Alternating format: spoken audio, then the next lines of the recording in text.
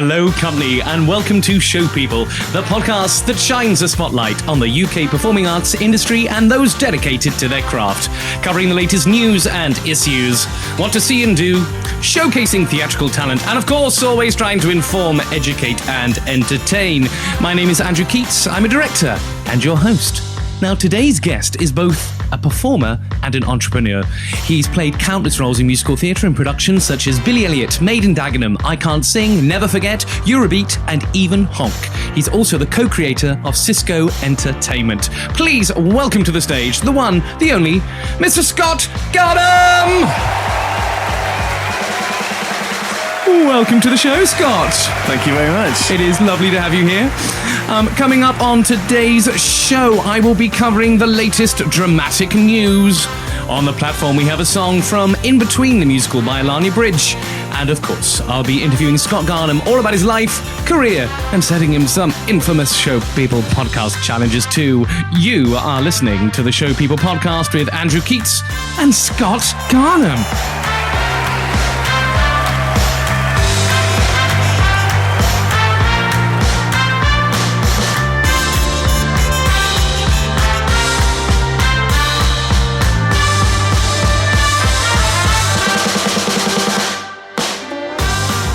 So, welcome to the show, mate.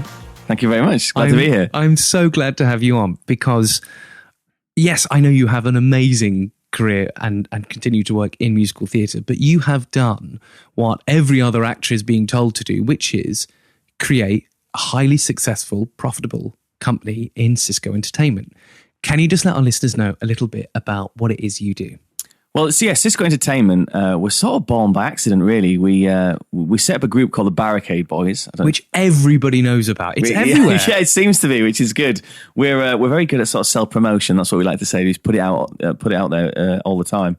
But so basically, Sisco Entertainment is it's an entertainment company. It stands for Simon and Scott, which is me and my business partner Simon Schofield. And we sort of decided to take like different concepts, things that we found entertaining, and we've pushed them into markets that we weren't necessarily familiar with, for example, like cruising. Mm-hmm. And it's just kind of blown up from there, really. It's Barricade Boys particularly has just gone crazy. And was the Barricade Boys the very first sort of project that has now launched the need for a sort of umbrella company like Sisco? Yeah, that's exactly it. Yeah. So Barricade Boys was an idea I had when I was in Les Mis. And Jersey Boys was down the road and was getting lots and lots of corporate bookings. So those boys were earning an absolute fortune by, finishing the show and then going off and doing, 40 minutes at the Savoy or somewhere like that. Really nice hotels. And so I thought, well, Les Mis is apparently the world's most successful musical of all time. And I thought, well, there's got to be a following there. But we didn't just want to do like an Il Divo, Calabro type thing where, a bit more formulaic, stand and sing. We knew we wanted to do some bit more entertaining and sort of irreverent and a bit of fun. And so I approached my good friend Simon and said, this is what I want to do. And he was like, well, I'll put some money into that. Yeah. And we did it. We launched at the Charing Cross Theatre in 2015, I think. God, it seems so much longer ago. Yeah, 2015. And it was sold out, did really well, sold out. And then nothing happened for 8 months. Like literally, we'd put this money in and we're like, oh, okay, this isn't what we expected at all. Like no bookings. What were you doing just to survive that? Well, I luckily had been cast as Tony in Billy Elliot on the first UK tour. So I was kind of okay. I was off, I was like, well, when it happens, and I'll go off and, Going to go and work on my time steps. Yeah, exactly. Yeah. In solidarity. And then Norwegian Cruise Lines booked it for one cruise and it went down an absolute treat. They loved it and subsequently booked it for about 20 more cruises that year. And it just has gone on from there. We've had different cruise lines now with so many different lines we work for, and they've all just kept booking the act. And that has meant that we as producers have had quite a good name within that field. So we created more acts and it's just kind of grown from there. So that's why Sisco Entertainment was born, really. And tell me, so who were your original boys in the Barricade? Yeah, so originally the show was called, it was more of a show than a group originally, and it was called The Boys of the Barricade. Uh-huh. And there was quite a lot in that very first launch, and I'm really sorry to the people that I forget. It's awful. But I think the core people were Kieran Brown, Simon Schofield, myself, Jonathan Dudley was there. We had Ollie Saville was in the show. Simon Bailey was in the show. I'm going to miss people like James Gant was in the show. So there were loads of you then. It was a real like show, you know, and then we realized that will never make any money. No, I was sitting here going, there's a lot of names there. But also what we were talking about, again, before we came on air, because of course, listeners, a world exists before we start the podcast and a world will hopefully exist afterwards. Well, now we've got Trump, maybe not. That was the difficult decision from, you know, you get some actors who create these companies or they'll create a production because they want to... they'll create something, they want to be in it and they want to make money out of it and they want to direct it and they want to produce it. And then lo and behold, they end up doing too much. You are now, where the company has grown, stepped aside from performing just because of the amount of work you're doing.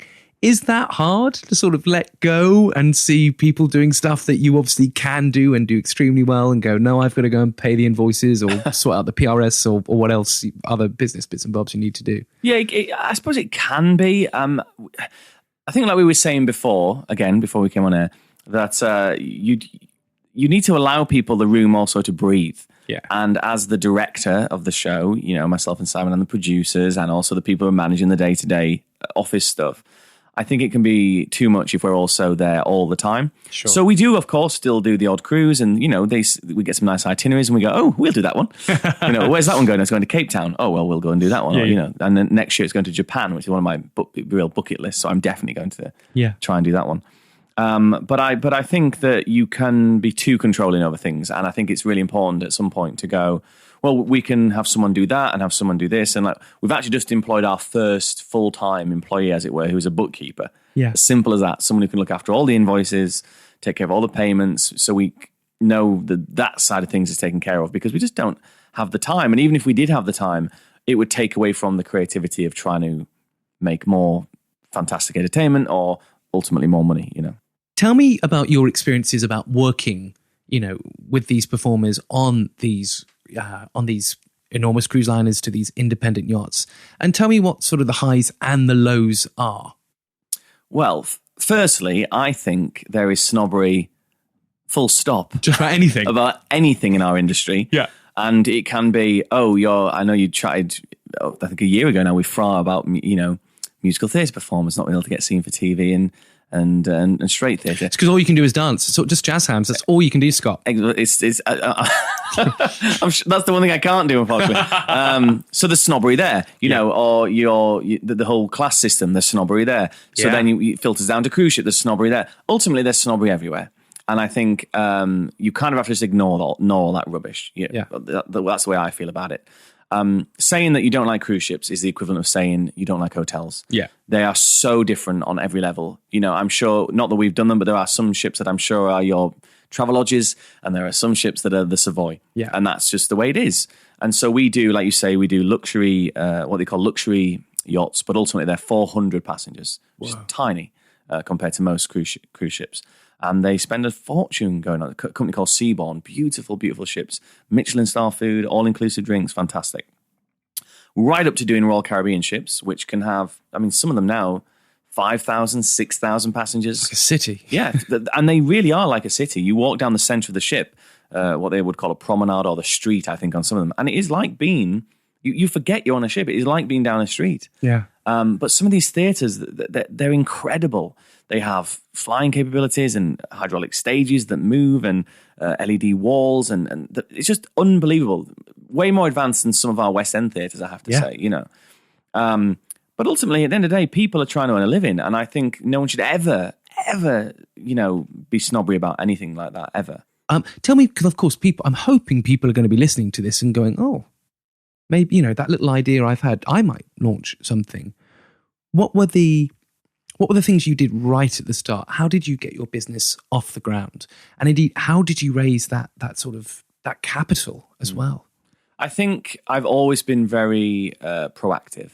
Yeah. And when I was sort of 25, around the time that I was in Les Mis understudying Marius and Andras, I knew this wasn't where I wanted to stay. I didn't want to just be this sounds awful. I didn't want to just be a jobbing actor in the sense that I was a good cover. I knew I had more to give and I wanted to give more. And so I played the game very well. I was on Twitter a lot, you know. I was building a brand. I was doing cabarets. I was organising shows. I did things with Theatre Mad. I produced 2 shows called Les Mis Gives. It was Les Mis Gives, Les Mis Gives again. I was 3 actually, and then Les Mis Gives at Christmas, which we did. We worked with charities. And so I was constantly doing all that. And I wrote a song with Stephen Luke Walker called Self-Indulgent Ballad. Yeah. Which was kind of a bit of a poking fun at our industry. But it's brilliant. It was around the time when everybody was releasing albums and all of them were just full of self-indulgent ballads. And I thought how funny it would be to just turn that on its head and write a song. And it was self-indulgent. It's about 8 minutes. Like we really went to town, yeah. And that was all, crowdfunded, done on Twitter, raised funds that way. And then I think something changed within me and it was, I don't think I want to spend all my Sundays doing free cabarets, and I didn't want to constantly spend all my nights out at Freedom singing songs, and not that there's... I saw you do that once or twice. It was all right. Exactly, and not there's anything wrong with that. That's, again, it's all about choice. But for me... I'm just amazed you remember. Well, yeah, I know, right?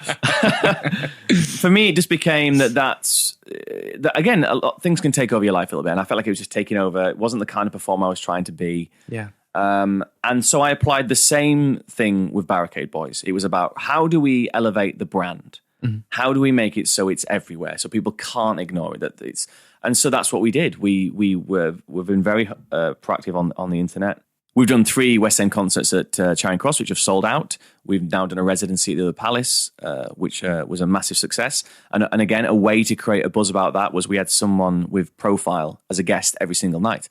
Yeah. From people like Michael Xavier right through to Matt Lucas, Laura Pitt-Pulford, some really, I can't list everyone, sorry, but there were some amazing people who came and were a part of that. We've done our first UK tour with ATG and I'm going to tour again next year. We're doing a US tour next April. Yeah. So we've really tried to build it. And that's aside from the cruises. The cruises are kind of the bread and butter, if that makes sense. They bring in the capital we need to do all these things. And I think people think me and Simon are now loaded, which couldn't be further from the truth because we reinvest so much money because we realize the importance of that. So it's not just another group. And I think a lot of people will go, I had an idea for a group. And they'll get a Wix website and they'll get a nice little poster designed and they'll suddenly go, oh, look, I've got this new show. Yeah, I'm a new company. Oh, you have got such a long journey ahead of you if you think that is all you need to do. And we were naive in that sense. We got a really nice poster designed. Did a launch. And got the Twitter account. And then 8 months later, something happened. And actually, if it weren't for Simon, my business partner, who really put in the money at the start, it wouldn't have got off the ground.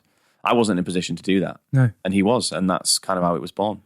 And of course, there's going to be people hanging on your every word at the moment going, right, how the fuck do I work for these guys?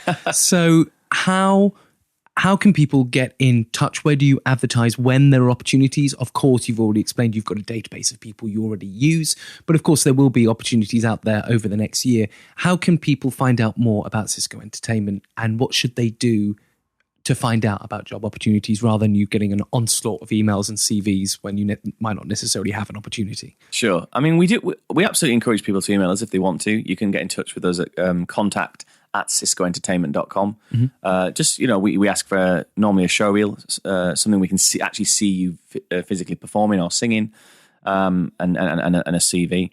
But we hold auditions regularly. We just held auditions for Barricade Boys, and Anne Vosser, the casting director, took care of that for us.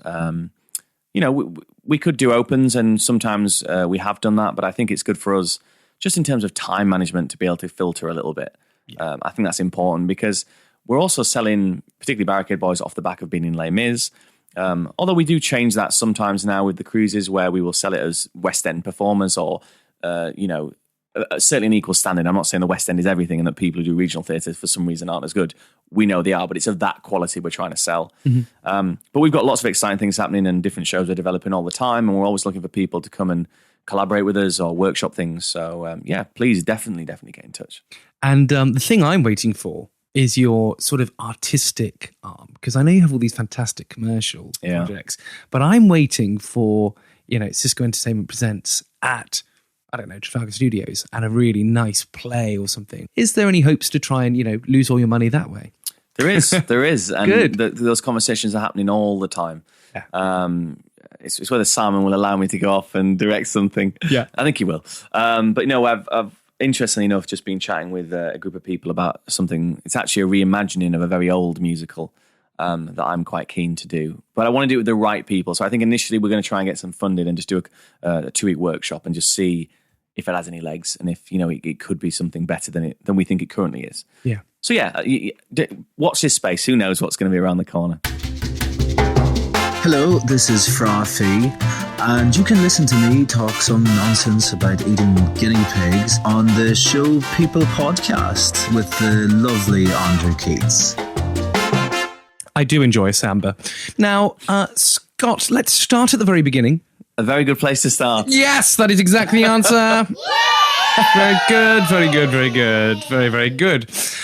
So I have, so you are Yorkshire born and bred. Yes. Tell me about a young little Scott Garnham growing up. What were you like as a kid? What was I like as a kid? Well, I'm sure people who had interacted with me would have different opinions. But I was quite ill initially as a kid, actually. Were you? Yeah, I was. Yeah, I had really terrible asthma. Like, chronic asthma. I had to have a nebulizer every night, was given steroids, which I don't think they give kids anymore. But back then, they certainly did. My sister had exactly the same thing. Nebulizer every night, steroids. Yeah. Awful. Like my parents had this massive, now they're tiny little things, but it's like a big old box. Every time we went on holiday, it had to come with us, and so that... And also having one you could take on the plane. I remember we had to raise a fortune to buy one of those. Yeah, they're really expensive, really expensive. So that, that was had its challenges, I suppose, and if anything, deterred me from anything quite physical because it was painful ultimately. And, anyone who's ever had asthma and had an asthma attack will tell you that is a terrible, horrendous, scary, awful thing. Yeah. But luckily, when I got to I think it was about 10, that sort of slowly seemed to disappear. So I'm not sure that the science of it, but I think your cells recycle or something every so often. And for me, that meant that it left me. But I never really stuck at anything. Like my dad tried to get me into football because my brother and my dad are very big sportsmen, love football. Tried to get me into that, and I was not very good. So I was sort of, the ball was coming past me, and I'd go to run for it, and it seemed like too much effort. So there's a video of me when I'm, 7, I think, just chatting to the opposition's goalkeeper, just talking when I should really be doing something. So that was never going to last. And then I tried to get into Cubs, and lasted long enough for my mum to spend all the money on the outfit, and then go, I don't like it anymore. So that was done. And then a friend of the family recommended a place called Kirkcaldy Performing Arts Centre. Yeah. In a little place called Malton, which is the next town to where I am from, a place called Norton. And I just loved it. We started drama classes initially, and I had a little bit of a lisp, which sometimes comes out, but quite a big one when I was a kid. And I did speech and drama at Kirkcaldy, so drama classes and also speech classes. And I felt like I'd found where I was meant to be, which was this, I was able to be different people, which I've always really enjoyed, not being myself, if that makes sense. And I really enjoyed the sort of escapism that drama provided. And also it was just fun. It was like, for me, it was like playtime, this is great, and showing off. And were you sent to look at performing arts because you lacked any kind of confidence? Was that the reason? Or was it that you just had loads of energy and was, right, if he doesn't do sport, we've got to find somewhere to put this energy into? Yeah, I don't think anyone would say that I lacked confidence. But I had a lot of energy and, was not mischievous, but was just a kind of cheeky northern little lad, and didn't know what to do with it all. And so, that's really why I suppose I went and started with the acting, and then they did singing lessons, and I was a terrible, terrible, terrible singer until my voice broke, and then something happened. It was weird. I remember singing "I Have Dreamed" from The King and I, and my singing teacher was like, "Wait there."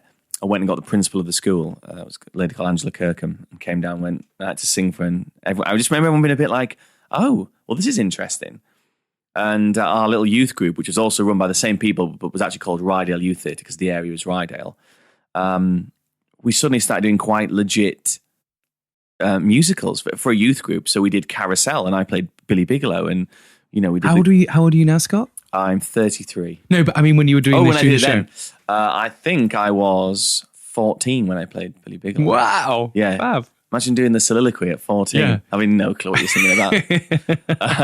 The domestic violence as well. That's the other side to it. Yeah. Yeah, I think we kind of, touched on that, but not much. Yeah. So we did that. We did The King and I. We did Crazy for You, and I played Bobby Child, and had to try and learn to tap, which I know made most people want to rip their hair out. So yeah, we did lots of really, really great shows, and I learned so much from being a part of that. And tell me what, I mean, obviously Yorkshire is very famous for, a very prescriptive way that men are supposed to act, historically, because of its working class roots. I mean, did you have any resistance to going into the arts? Yeah, I think I did. I mean, I'm very lucky. I had the most supportive parents, and on paper, you would find that maybe surprising. My dad works as an operations manager in food production. Mm-hmm. So it's nothing theatrical there. My mum currently works for the NHS, but has had many jobs throughout our childhood. Both my parents, in fact, worked incredibly hard doing it. Lots of different jobs to quite literally put food on the table. Yeah. But they were really encouraging and really proud, and I never felt like it was an alien thing to be doing from my immediate family anyway.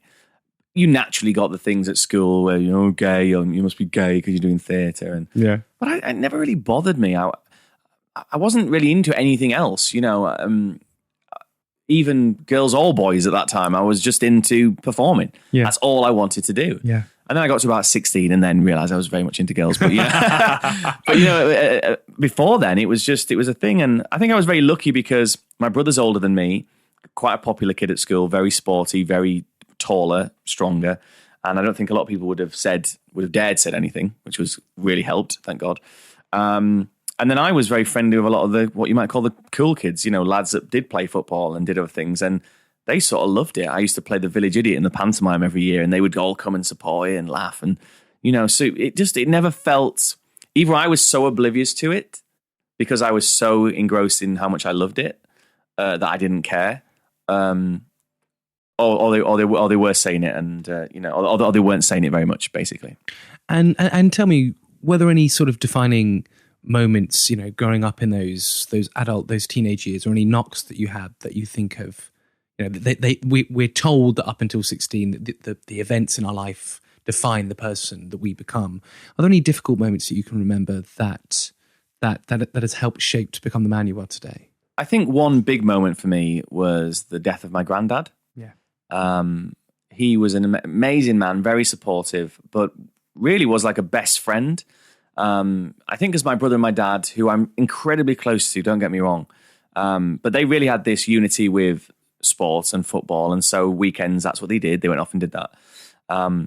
My granddad was someone I could talk to, and we'd listen to musicals together because he liked that kind of old-fashioned style of music. And so when he died, it hit me quite hard. And I think sort of subconsciously then growing up after that moment, there was a lot of him that I wanted to take into me, if that makes sense. Yeah. There was elements of that man that I was like, if I can be like that, then that would be a really good thing.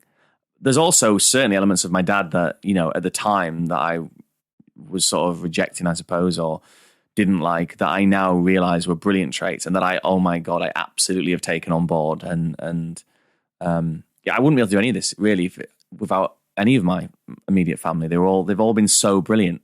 And you don't realize that sometimes until you get to a certain age and you look back and you go, oh my God, I was a nightmare and they were so amazing. Like a young person, yeah, yeah, exactly. So yeah, I've been so lucky in that sense, and I think forming me as a man, I think definitely the way my granddad died, that was a big change for me. It made you wake up, that the world isn't quite as rosy as maybe you thought it was, And tell me, because of course you were saying about the Kirkham Henry Performing Arts that you went to. But then the route that you went is via the Royal Scottish Academy of Music and Drama. Yeah. So why that particular drama school?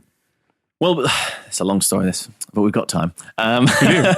Before I went to the Royal Scottish Academy of Music and Drama, I went to the Yorkshire Coast College in Scarborough, which I'm not sure if it's even there anymore, or if it is, it's certainly not in the place it was, which was linked to the Stephen Joseph Theatre and Alan Ayckbourn, which was a big factor for me. Most people went to York, and I decided to go to Scarborough. Yeah. Because I was really, I thought that was a great link to be able to work with a theatre that someone like Alan Ayckbourn there. I think it's one of the greatest playwrights ever lived. I think his work's amazing, So I did that, and whilst I was there, I met a gentleman called Andrew Panton, who is now the artistic director of Dundee Rep and has done amazingly well, directed some amazing shows. And he was one of our tutors there for, I think it was only really a couple of terms, and then he left. And it really shook me, actually, because I was like, you kind of the only reason I'm here. You know, you're amazing, and now you're going. And he went to the Royal Scottish Academy of Music and Drama to study directing. They did this course. I don't even know if this is there now, but they took 3 people and they did this intensive directing course. And he then, when I was finishing at the Yorkshire Coast College, he came back to direct a series of little plays called Around the World of Billy Bright, children's theatre essentially, that was going to be at the Stephen Joseph Theatre. And he cast me as Billy Bright, and was like, you know, this friendship was born. And he sort of said, you know, you really should look into the Royal Scottish Academy. It's a really great place. Don't just look at London, because it's amazing. And so I did. I auditioned for lots of places in London and, of course, RSMD, and I loved it. I just loved everything about it. I loved it much more than the places that I'd seen in London. It didn't seem like such as big a step, if that makes sense. Glasgow is an amazing city. It's quite a friendly city. And so yeah, that was one of the main factors for me going there. How did you develop from being the young, probably opinionated, you know, kid, as we all do, as I was certainly when I arrived at drama school, to the guy that walked out? What was it that college took away from you or gave to you to make you a better artist? Controversially, I don't think the course I did when I was there was in a good place. Mm-hmm. And I think people that were attached to it at the time would probably agree. There was certainly fractions within the ranks of leadership of that course, which caused a lot of bad feeling. Politics, essentially, yeah. But it felt like a bit of a money-making scheme in a way. And there were elements of that course that I felt could have been amazing, and we could have got so much more out of it. And I will say this, because the course is still there now, it is amazing. It has been developed into this incredible course that's pumping out some amazing performers. I just feel I was probably at the start of it when it wasn't quite ready. Yeah. And for me, there is some frustration about that, because I feel like there's elements that I didn't get from it that I wanted to get. But I'm as I said, very proactive. And I was aware that I was in this amazing building with amazing facilities, an incredible library, all these things. There was things that I could do myself. And I think with any course or any drama school, actually, you kind of get out of it what you put in. Totally. And I did put a lot in, and I made sure, you know, and I think it paid off. You know, when we came through our showcase, I got a lot of interest, and I signed with an agent, and, you know, didn't look back really. You know, I feel like I've learned more on the jobs that I've done than I probably did there. Hello, this is Francis Raphael. When I'm on my own, pretending he's beside me, I listen to the Show People podcast with Andrew Keats. Well, Scott, it has now come to that very important part of the show. Dramatic news! Today's top stories. I am absolutely delighted to tell you that today is the Show People podcast's first birthday. That's right, the Show People podcast celebrates 1 year of bringing you the free Show People podcast, the podcast that shines the spotlight on the UK performing arts industry and those dedicated to their craft. I want to say a really sincere thank you to all of my fantastic guests we've had over the past year, as well as everyone who has sent something in. It's absolutely extraordinary looking at the statistics of the show and seeing just how many thousands of people are listening all over the world. Thank you for listening, and I hope to bring you another year of the Show People podcast. Remember, to keep it free, all we need is the odd donation. So please consider going to the Arian Productions GoFundMe campaign at www.gofundme.com/support-Arian-Productions. Go on, send us a birthday present. It would be very, very kind of you. Rachel O'Riordan has been named the new artistic director of the Lyric Theatre Hammersmith. She said, the Lyric Hammersmith is one of the most exciting theatres in London. It occupies a special place in the theatre ecology, egalitarian, open and bold. I am looking forward to continuing the theatre's journey and leading a new phase of artistic evolution, working alongside Sean Alexander and the Lyric team. I am honoured to have been chosen to succeed Sean Holmes and look forward to getting to know new audiences in West London and beyond. If you listened to our very first Show Peep, which is the episode just before this one, you would know that there is a brand new masterclass series coming from Arian Productions. Don't forget, book your tickets for Julie Atherton Acting Through Song Masterclass on the 30th of September at the Omnibus Theatre. This is an extraordinary opportunity to work with actor and director Julie Atherton on perfecting your craft. It is a masterclass built especially for professional and emerging theatre makers, and tickets are available from £20. If you would like to book your tickets and for more information, please visit www.arian-productions.com/portfolio. Have you got a new story you'd like us to know about? Please email info@arian-productions.com. This is Liam Tamney, and you're listening to the Show People podcast with Andrew Keats. I see you shiver with anticipation.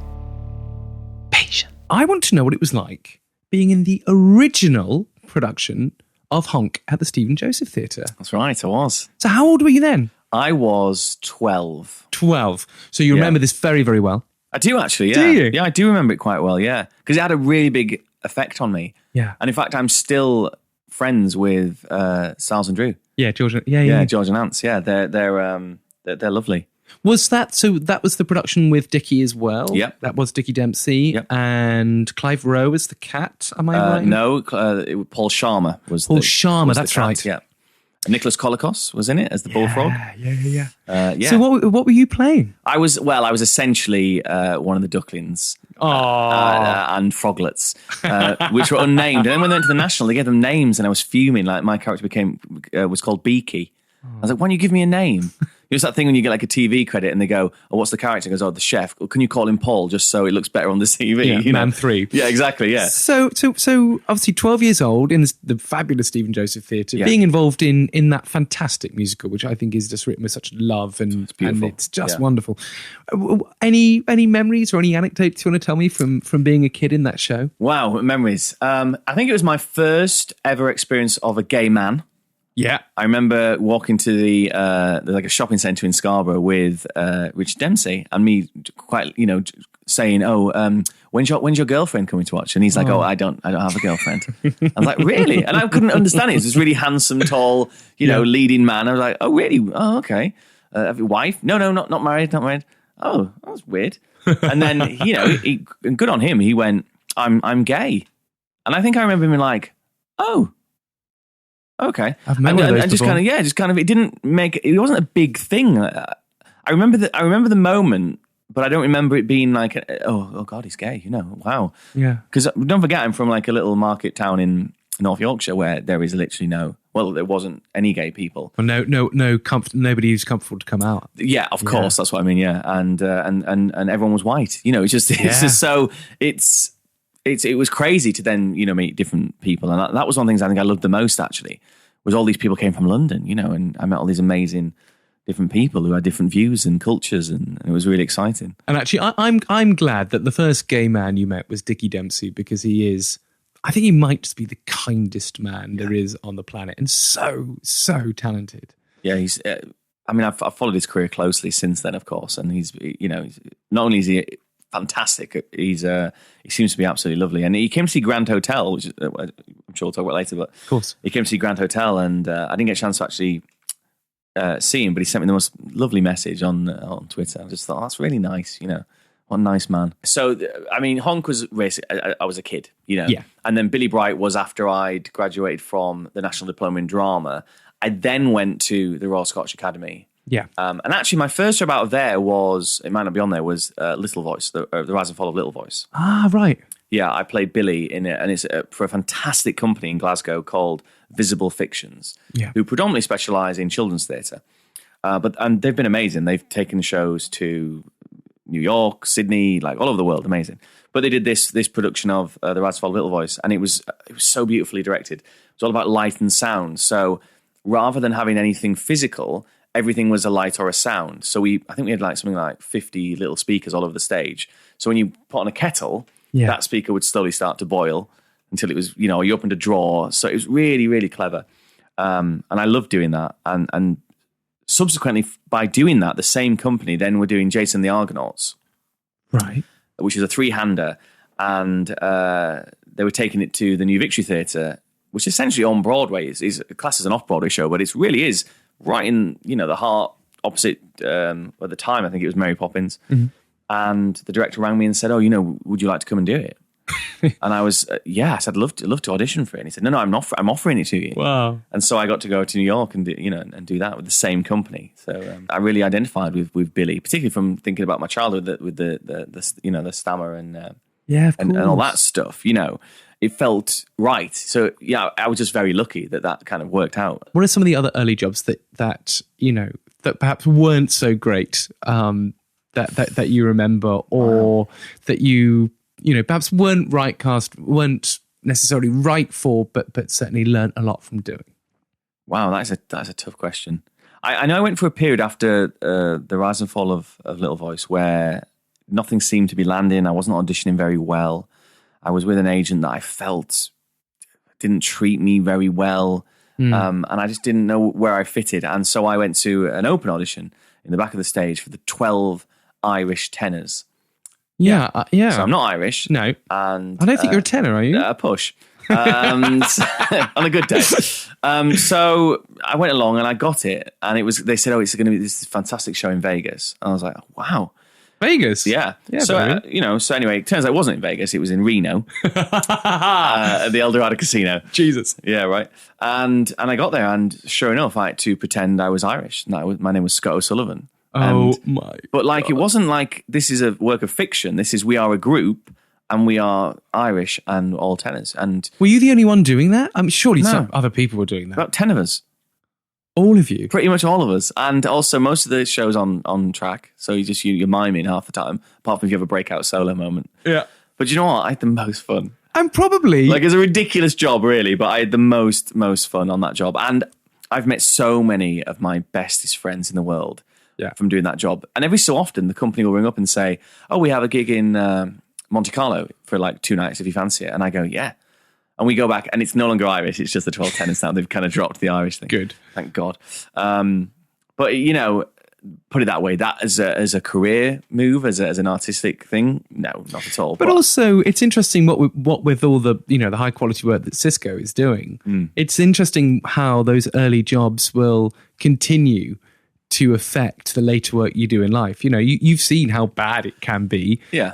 That's a pretty good yardstick to go, right, whatever I'm going to do with my company, it ain't going to be that. So I'll say one thing, the show was incredibly successful. Yeah, I'm sure. I mean, they knew what they were doing in terms of go to America, do something Irish, because most people that I've met in America either think they're Irish or they've, my grandfather's grandfather was Irish, and so I'm actually Irish. Came over on the boat. Yeah, exactly. They adore that culture. And so that it was a massive hit. We were just frauds.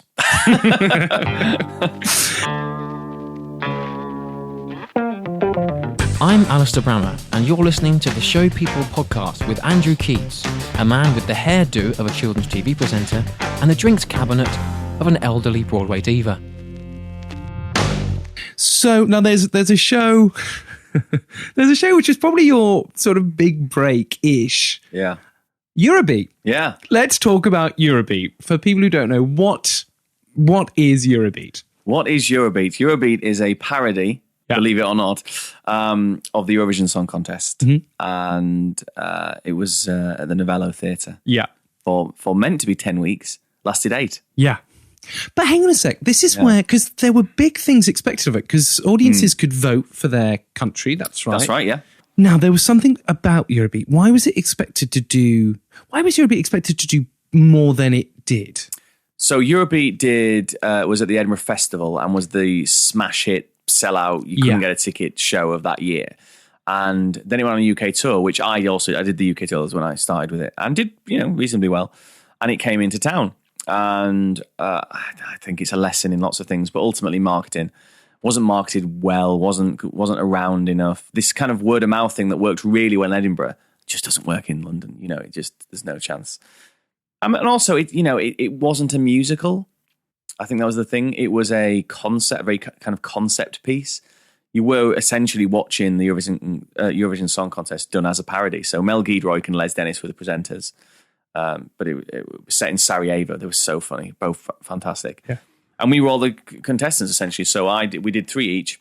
I did a solo character called Ronan Kaur, which was the only member of the Cause family that wasn't included in the original band. really annoyed funny. about it. It's quite funny. Really funny. So I sang this song called La La La, which was a joke about the fact that Ireland, at one point, just won every year, even if they sang any old rubbish. Yeah. So this song went la la la la la la la la la la la la la, just the whole song pretty much la la la. 10 points. Yeah, it was. Yeah, and it won a lot. You know, so when I say won a lot, is that the audience then voted on their phones in the interval. We found out the 5 before Act 2 who had won. That would affect our second act. So that was really exciting about being in the show. I was also part of a group called the KG Boys, which was a boy band in white lycra. Excellent. Which is really good. I wouldn't be able to wear that now. Oh, I don't know, Scott. Maybe I could certainly wear it. But I just don't think people want to see it. Photos on the Show People Podcast Instagram feed to follow. Yes. Yeah.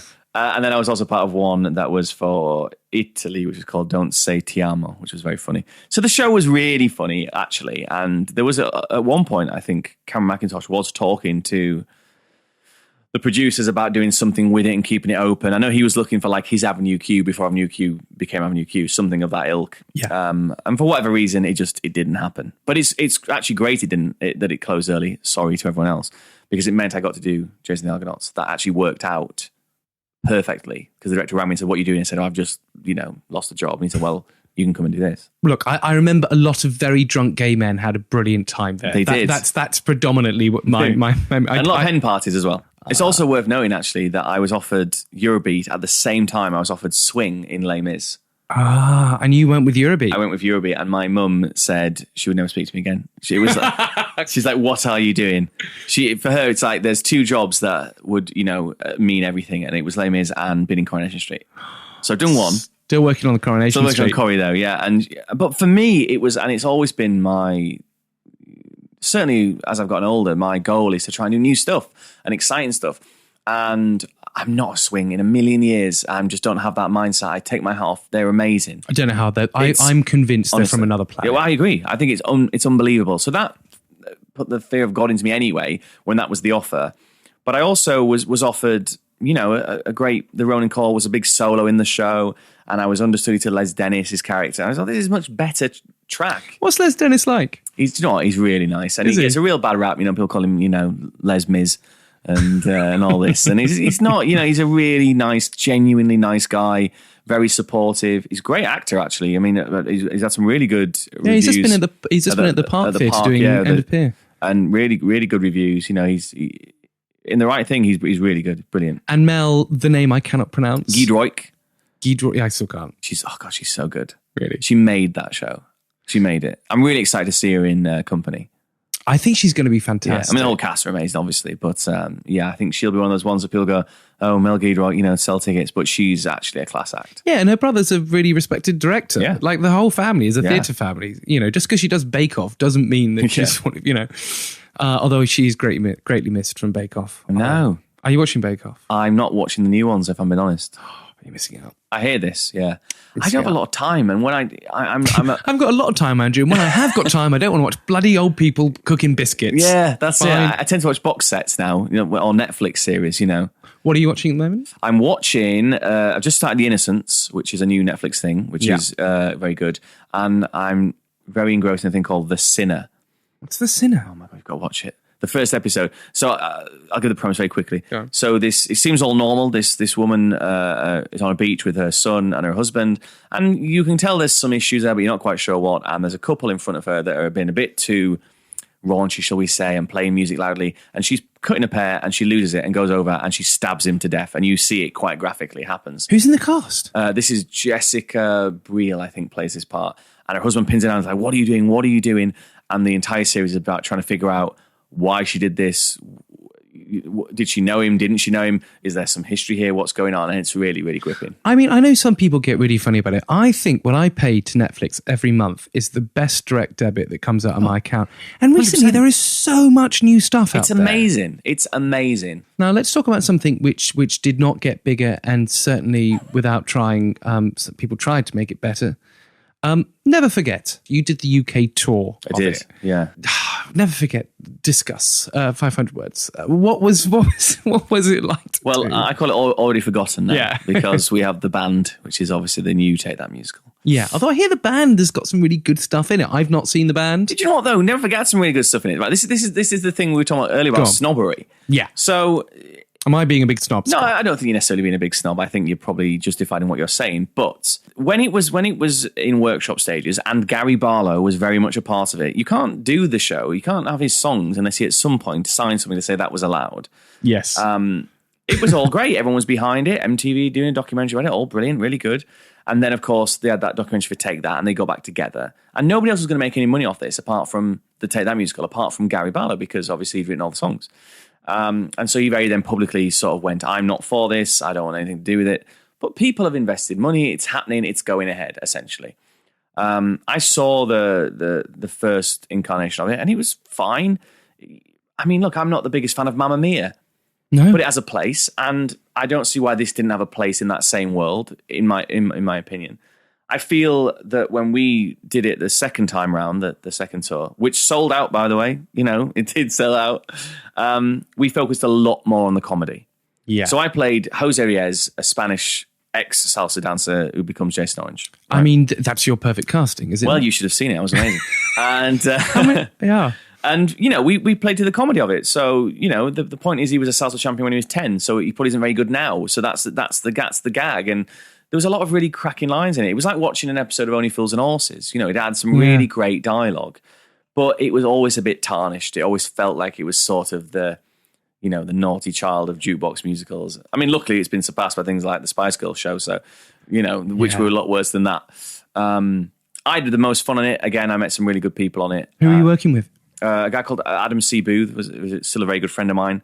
People don't know Adam. He plays Gregory Lemon, which is Keith Lemon's gay brother, in everything. Does all his sketch shows. Yeah, He's a really good comedy actor who finally got the opportunity to show that in, I think he's been in like 7 TV series with Keith Lemon now, and some other things. He's great. So he's one of my really good friends. And, it was a job.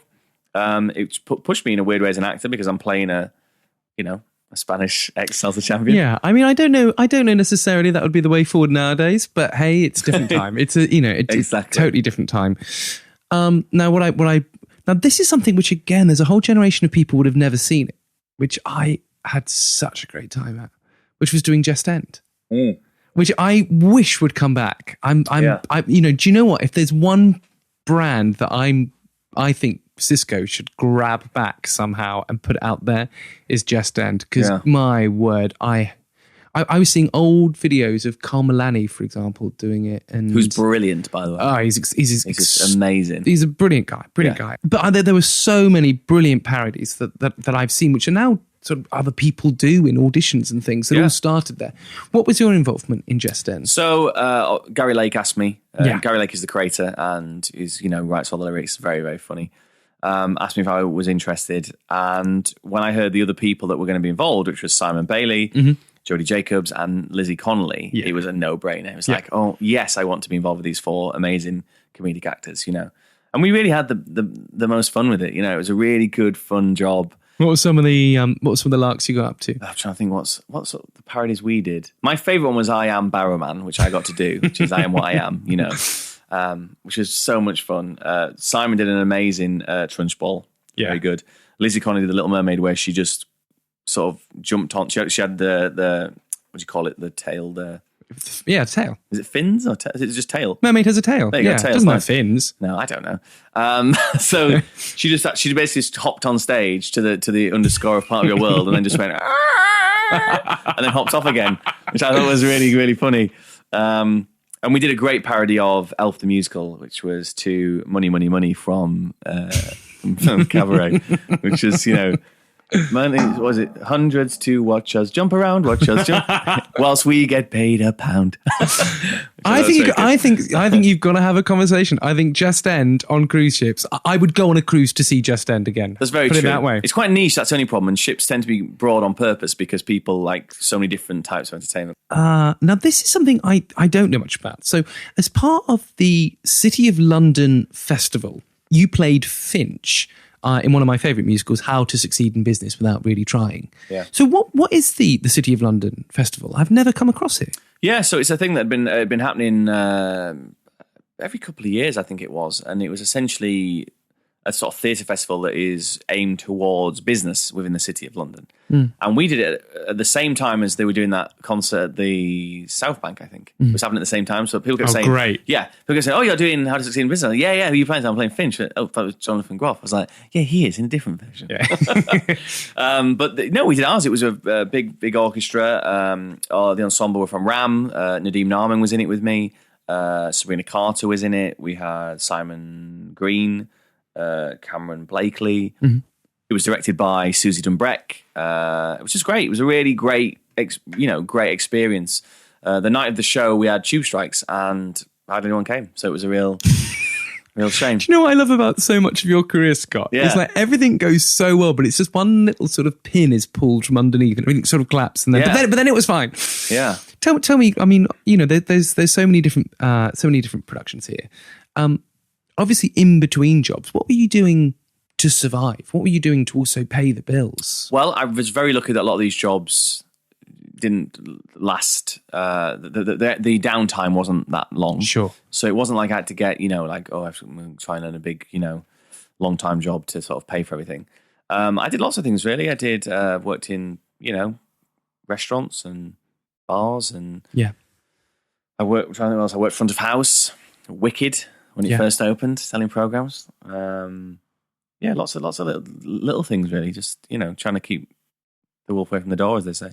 And for everyone who's listening to this, who are still holding those programs or waiting tables or holding headsets in call centers, was there anything you were able to do to sort of in those dark days to keep yourself sane, to keep yourself happy?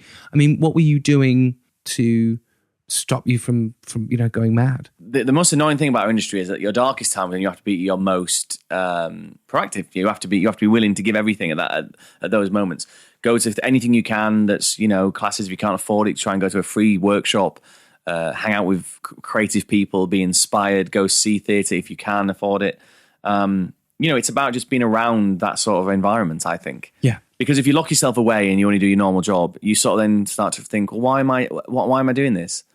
Because I feel like I know people like turn down auditions because they couldn't miss the work. I'm like, but you're doing the work to get the auditions. Yeah. So it's a real sort of catch-22 in that sense. And also, like you say, like even like you just said then about, the sort of work that I've done, it's been a little bit, like something has happened that's meant, it's like knock to it, or there's that, say a pin's been pulled out. But that's the most exciting work. Yeah. Not anyone, but, you can go and do a long running show that ain't going anywhere. And I have done that. But it's not as exciting as going, well, here's this little thing. We don't know what's going to happen with it, but let's all go and enjoy the journey, And that has been a conscious decision, definitely on my part. And I suppose as well, it just prepares you for when you do get a phone call in the middle of the night, from some cruise ship. Oh, such and such has gone off, or such and such has happened. What do we do? Which happens a lot. You'd be surprised. As live performances do. Yeah. I suppose from having various things that have happened in the past has just made you a better strategist to go, okay, well, no one's died. So, what's the worst thing? What's the easiest solve? Rather than some people who will just, go mad because, oh my God, something's not perfect. Yeah. You just think, well, I've been through worse. And I think that is what you just said. It's about the first thing you should say to yourself is nobody's died. Yeah. And then try and evaluate it, because otherwise you'll build it into something it doesn't need to be. Until, of course, someone dies. In that case, yeah. Scott so-and-so's died. Well, at least no one's. I can't say that anymore. Am I on? Yeah, I'm booking a flight. Hello, this is Steve First, and you are listening to the Show People podcast with Andrew Keats. A man so marvellous, he's putting bums on seats. Whether it be parakeets eating halal meats or premier athletes submitting VAT receipts.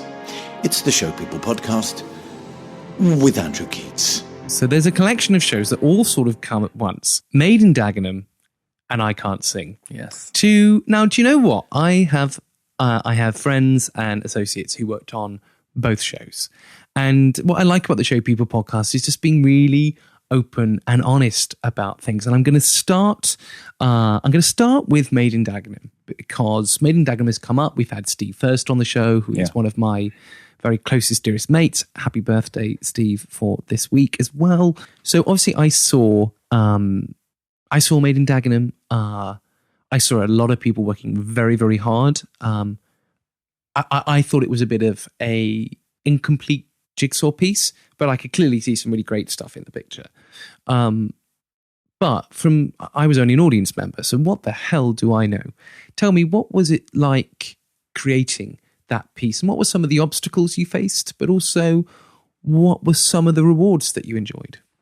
Do you know, I found it actually a very rewarding experience being a part of it. There was a lot of amazing people in that room. That's the thing. You know, David Arnold, amazing composer. Richard Thomas, fantastic lyricist. Rupert Gould's a wonderful director. Michael Fensman, his associate, is also a wonderful director. And then, Richard Bean, who wrote this fantastic script. But I don't think necessarily all of them understood as a collective what a musical needed, if that makes sense. I know Richard Bean would be asked to rewrite bits and he would be like, well, I've written it. So, but that's not, musicals don't quite work like that, if you know what I mean. Well, Sondheim says musicals are not so much as written, they're rewritten. And I 100% agree with that, and I think everyone's intention was spot on. I think everyone wanted it to be really good. Rupert Gould famously said at the press launch, we have the best music in the world, Britain, when you think about the Beatles and people, and we have the best playwrights, so we should be able to do this amazing, musical. Which I think maybe got some people's backs up, because it's like, well, we are doing that. It's like, this isn't going to reinvent the wheel, I suppose. But I know when we got into tech and previews, the show was rewritten every day. We'd come in every day, handed new scripts, new ending, just constant. That must have been exhausting, Scott. It was really exhausting. And my hat goes off to Gemma Arterton, who is so amazing, the way she worked. And she was a perfect leading lady. She never let it affect her. She would learn that script and bam out another show every night. And it was an amazing cast. It was a great group of people. But look, if we all knew what made a perfect musical, we'd all be doing it. We'd all be making an absolute fortune, wouldn't we? I think Cameron's the one who does that. Cameron and Sonny Freeman, they tend to be the two. Yeah, but you know what? But then, hey, look at the flops that they've had. Blue Eyes. Yeah, you know what exactly. I mean? Even the people who should know better still don't know. There's something about certain shows that land at the right time and they connect with an audience in a way that you didn't expect. And Made in Dagenham, I think, will see the light of day again. I really do. I know David Arnold, and there's various other people connected. Richard Thomas, for example, is also a friend. And I remember saying to David, I would love to look at it again, but as a chamber version, rather than it being so spectacular. Yeah. And he was like, that's exactly the route that he wanted to go down. And I think there was a recent production at the Queen's Theatre Hornchurch. There was, and apparently it was sensational because they went straight back to the characters and they pulled a lot out and really focused it down. But it's that thing I sent out a tweet the other day because I was really excited by there being, yes, Dear Evan Hansen is coming and Come From Away is coming and a Waitress, and that's all very well and good, and I love all three of those shows. There's loads I love about all of them, but I'm a bit sad because when those shows all come in, we will have more Broadway transfers than original British musicals, and I find that I was just a bit blue and said, wouldn't it be great if we invested in musical theatre? I'm talking about actual financial investment, and because all of those productions were once in dusty rehearsal rooms in America, and people have developed them and invested in them and given them the time that they need to get them to become, oh my God, Waitress is coming. Oh my God, Dear Evan Hansen is going. Oh my God, Hamilton. Yeah. Because people invested time and money in it. And I don't know what's happening, Scott, at the moment. And as easy as it is for us to go, oh, it wasn't a great show or whatever, is it just this rush? Is it just this idea, great creative team, throw it on stage, hopefully it'll stick, rather than us going, okay, 2 years. Let's spend 2 years writing this musical and developing this musical, and then let's put it on our stage, and then let's let people make some money out of it. I don't know. I don't know how you feel about the West End having more American shows in it than British shows, because I don't think there are many great British musical theatre composers other than the same old names and faces. Yeah, because like you say, they're not given the opportunities to develop. I think we don't need to put as much emphasis on the West End, maybe. That's the thing. I think people go, it's like it's the pinnacle of everything, the West End. I think, you see some great stuff in the West End, don't get me wrong, but, there's some amazing work going on all over the country. It's it has been one of my issues with the National Theatre sometimes. That I'm like, it isn't national. The National Theatre of Scotland really is national. It goes out all over Scotland, from village halls to massive theatres, doing all kinds of different varied work. And our National Theatre, which gets a lot of funding and makes a lot commercially as well, I feel like it doesn't get out as much as I would like it to. I would love it to go to village halls and get out around the country and let people see it and be accessible and be this thing that it really could change a young guy's life in Yorkshire, for example. You know what I mean? And I sometimes think we put so much emphasis on London, which is, I get it. But there's a lot of great work going on in other places, and it'd be good to keep developing that as well. I suppose the problem we have is, in the West End, it is our world stage. Yeah. Do you know what I mean? That's what we put up there. Course, This is what Britain is putting out right now. And the National Theatre is exactly the same. It is a world stage. Yeah. And I don't know how great either the National Theatre is, or indeed the West End is, at what we're presenting at the moment. I feel like we're presenting, our West End's available to hire, is what it feels like to me. And I feel the National Theatre, we're taking established artists now. I'm not seeing the National putting the ladder down. Like I've done new musicals and new plays for nearly 15 years now. I've spent my life grafting. The other day, applied for a I can't remember what it was. I think it was a staff job, not even an interview. And you're just like, what more could I have done? Yeah, like the guy that scrubs fucking toilets at the Landor for 3 years to losing thousands of pounds investing in brand new musicals, lost plays, difficult subject matters in tricky venues, and yet the National can't even be asked for a fucking 10-minute meeting. Give me a break. Yeah. And I'm sorry, I'm a working class kid from a council estate, and I suppose this is where we get our energy from. Well, if it's not going to come to me, I'll just do it myself. Yeah. And also, you strike me as someone similar in the sense that you don't fit into a box. I don't think I fit into a box sometimes. I think that can sometimes be a negative way when you're auditioning. Yeah. Because, I have played, like I said, a Spanish comedy salsa dancer. That is not your box, Scott Garnham. No, it's what I mean. But it's a lining of that box, and there's many linings in that box. And why can't I be allowed to be Tony and Billy Elliot, which is way more my casting, or Marius or Andras in Les Miserables, or a Spanish salsa dancer, or, whatever. Why, as an actor, can't you be all those things? And indeed, as every single person pretty much that has come on this, people with a musical theatre background not even being entertained for a fucking play, let alone telly or film. And you just go... Yes, but I have a controversial view on this. Oh, go on. Go on. Well, here's my thing about this, right? Go on. So if I'm a casting director, and I've been given a limited budget to cast a small play or some TV, which tends to be a lot less money than you'd get given for musical theatre, etc.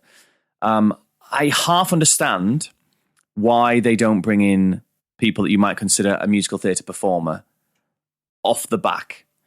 Where I have issue is when they see an amazing musical theatre performer in a musical, be a brilliant actor, and they still don't bring them in. That I don't agree with. Yeah. But I do think that we have to take some ownership over it slightly and go, well, maybe we need to be better. I have seen some terrible, terrible acted performances in musicals in the West End. Definitely. More than I've seen in plays in the West End. I'm not saying I've not seen some bad ones in the West. I have, but I've seen a lot more of it. And musical theatre training is incredible. But you are splitting those disciplines and splitting that time. Whereas if you are training for 3 years purely on acting, you're going to have a lot more in your arsenal as an actor, purely because you spent more time studying it and understanding it. And I've seen at various musical theatre colleges, I just don't feel like there has been the amount of time given to acting that I think is important. And I understand why they do it. I understand that you've got to be this amazing dancer at Art Said if you're going to get any chance of being in a musical. I mean, I couldn't do the dance that's required of most ensemble members in musicals these days. But I do also kind of get it. And I think I sort of live and die by, if they won't notice you, be so good that they have to notice you. That's all very well and good. But they got to get in the room to fucking do that 9 times out of 10. And secondly, they do, yeah. But they're also on the stage. They're in the musicals. People are going to see those musicals. Casting directors do go and see those musicals because I know they do. Every original cast I've done, there's been a list on the board of every creative casting director, artist that came in. They do come. unless they're purposefully ignoring you, which I don't see why anybody would do that. I totally get it. My thing is, it's sort of my bugbear is, it's Scott. It's the same thing that we all feel, which is we just want to do great work and we want to do the work that satisfies us. And do you know what it is? It is exactly the same as the moaners and the bitches that will happily spend 4 hours in a pub talking about every single person that they feel doesn't deserve the career. And the reason they do that is for that moment in time, they're just making themselves feel better because, it's that reassurance that I am good, aren't I? Yeah. And you know what? I wonder, maybe I'll be 80. Maybe you and I will both be 80, booking a seaborne cruise, on the however many £1 million yachts. I'll own the ships by then. Or there'll be spaceships. we'll be going to Mars by then, and watching holograms of Liza Minnelli coming on or whatever. And, I wonder if when that happens, Scott, whether we will look at each other and say, I was really happy with my career. I wonder if we will ever have that. If we'll ever be a moment. I wonder if we'll ever have a moment where we go, no one's happy with their career. I don't think, maybe we just never will. I used to hear this great thing about... I got all the opportunities I wanted. Right? Exactly, yeah.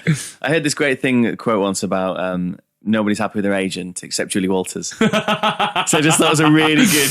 Because she's had this great career, of course, Look, I think we inherently like to moan. Of course we do. And there is it's definitely unfair and it's definitely unjust, don't get me wrong. But you know what? Life is... And you can moan about it and you can get really annoyed about it, or you can just do something. Why don't you book the Waterloo East Theatre? It's not that expensive with some of your friends. Put on an amazing play, invite them all.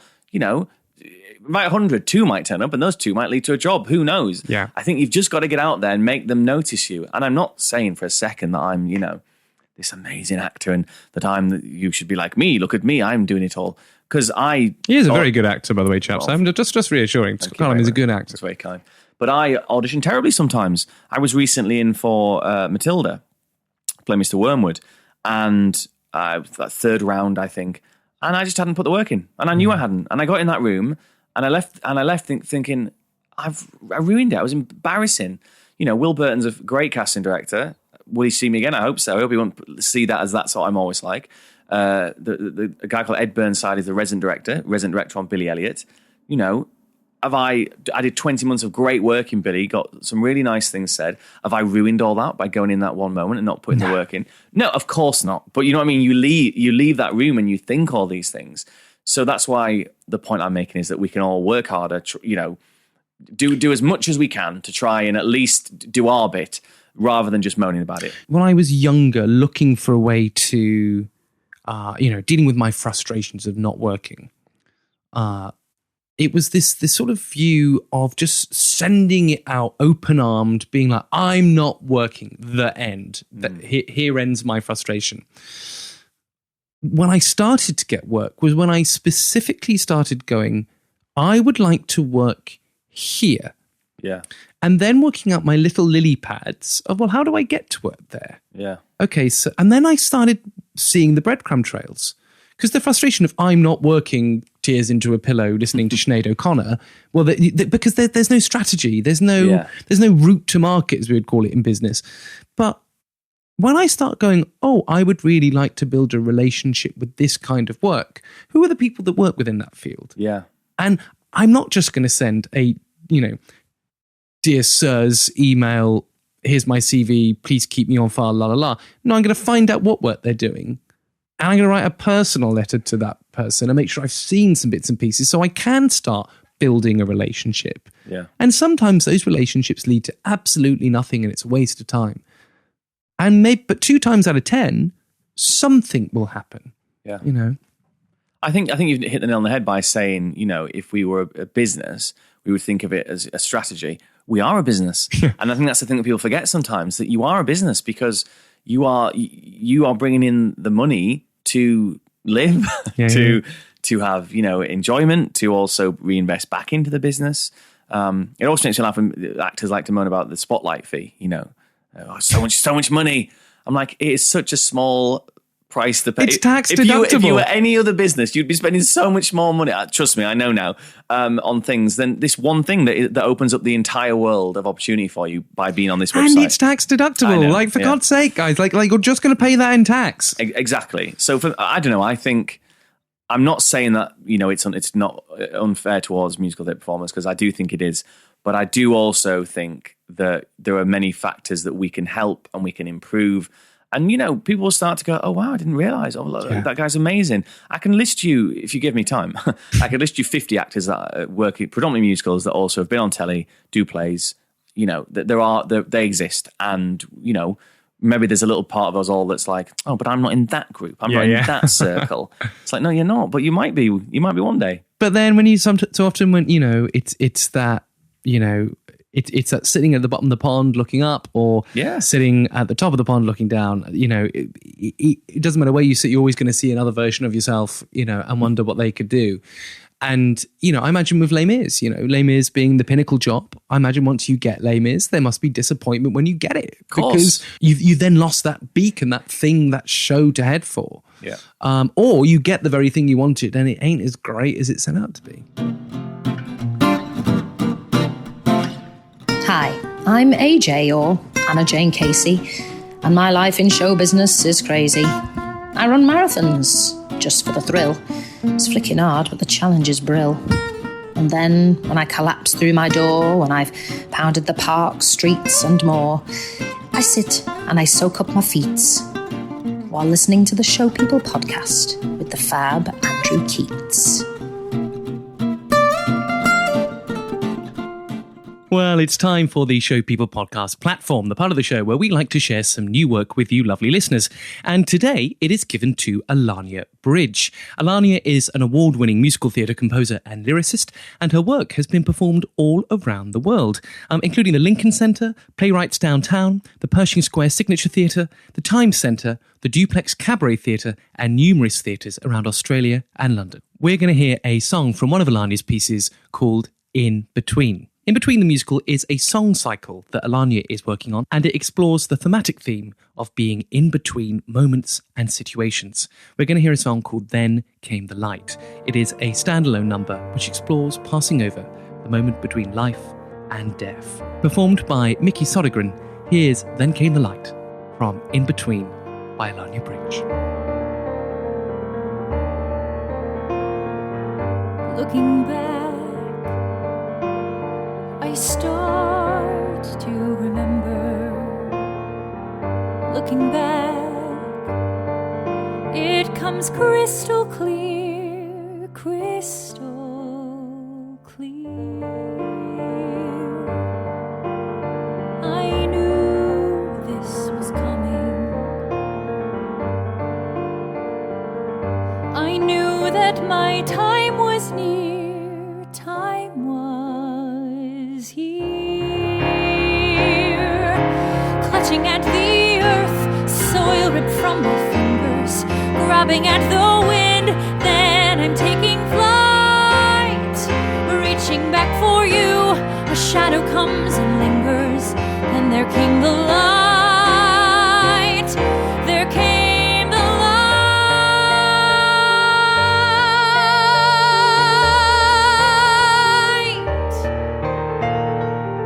Looking down,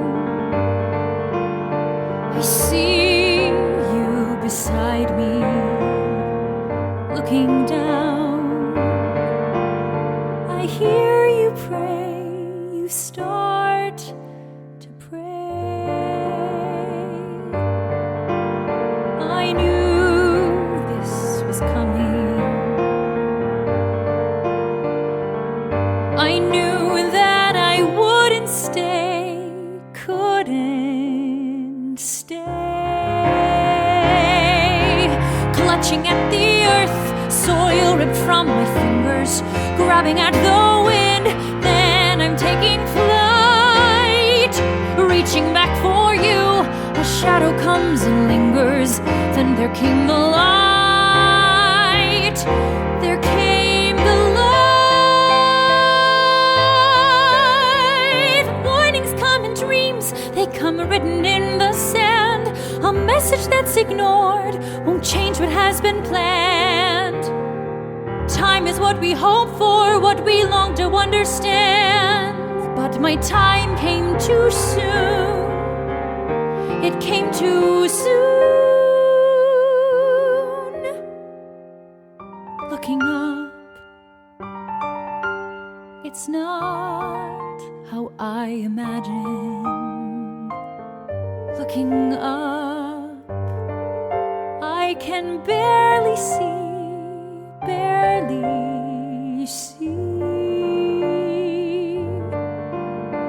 I knew this was coming. I knew that they called for me,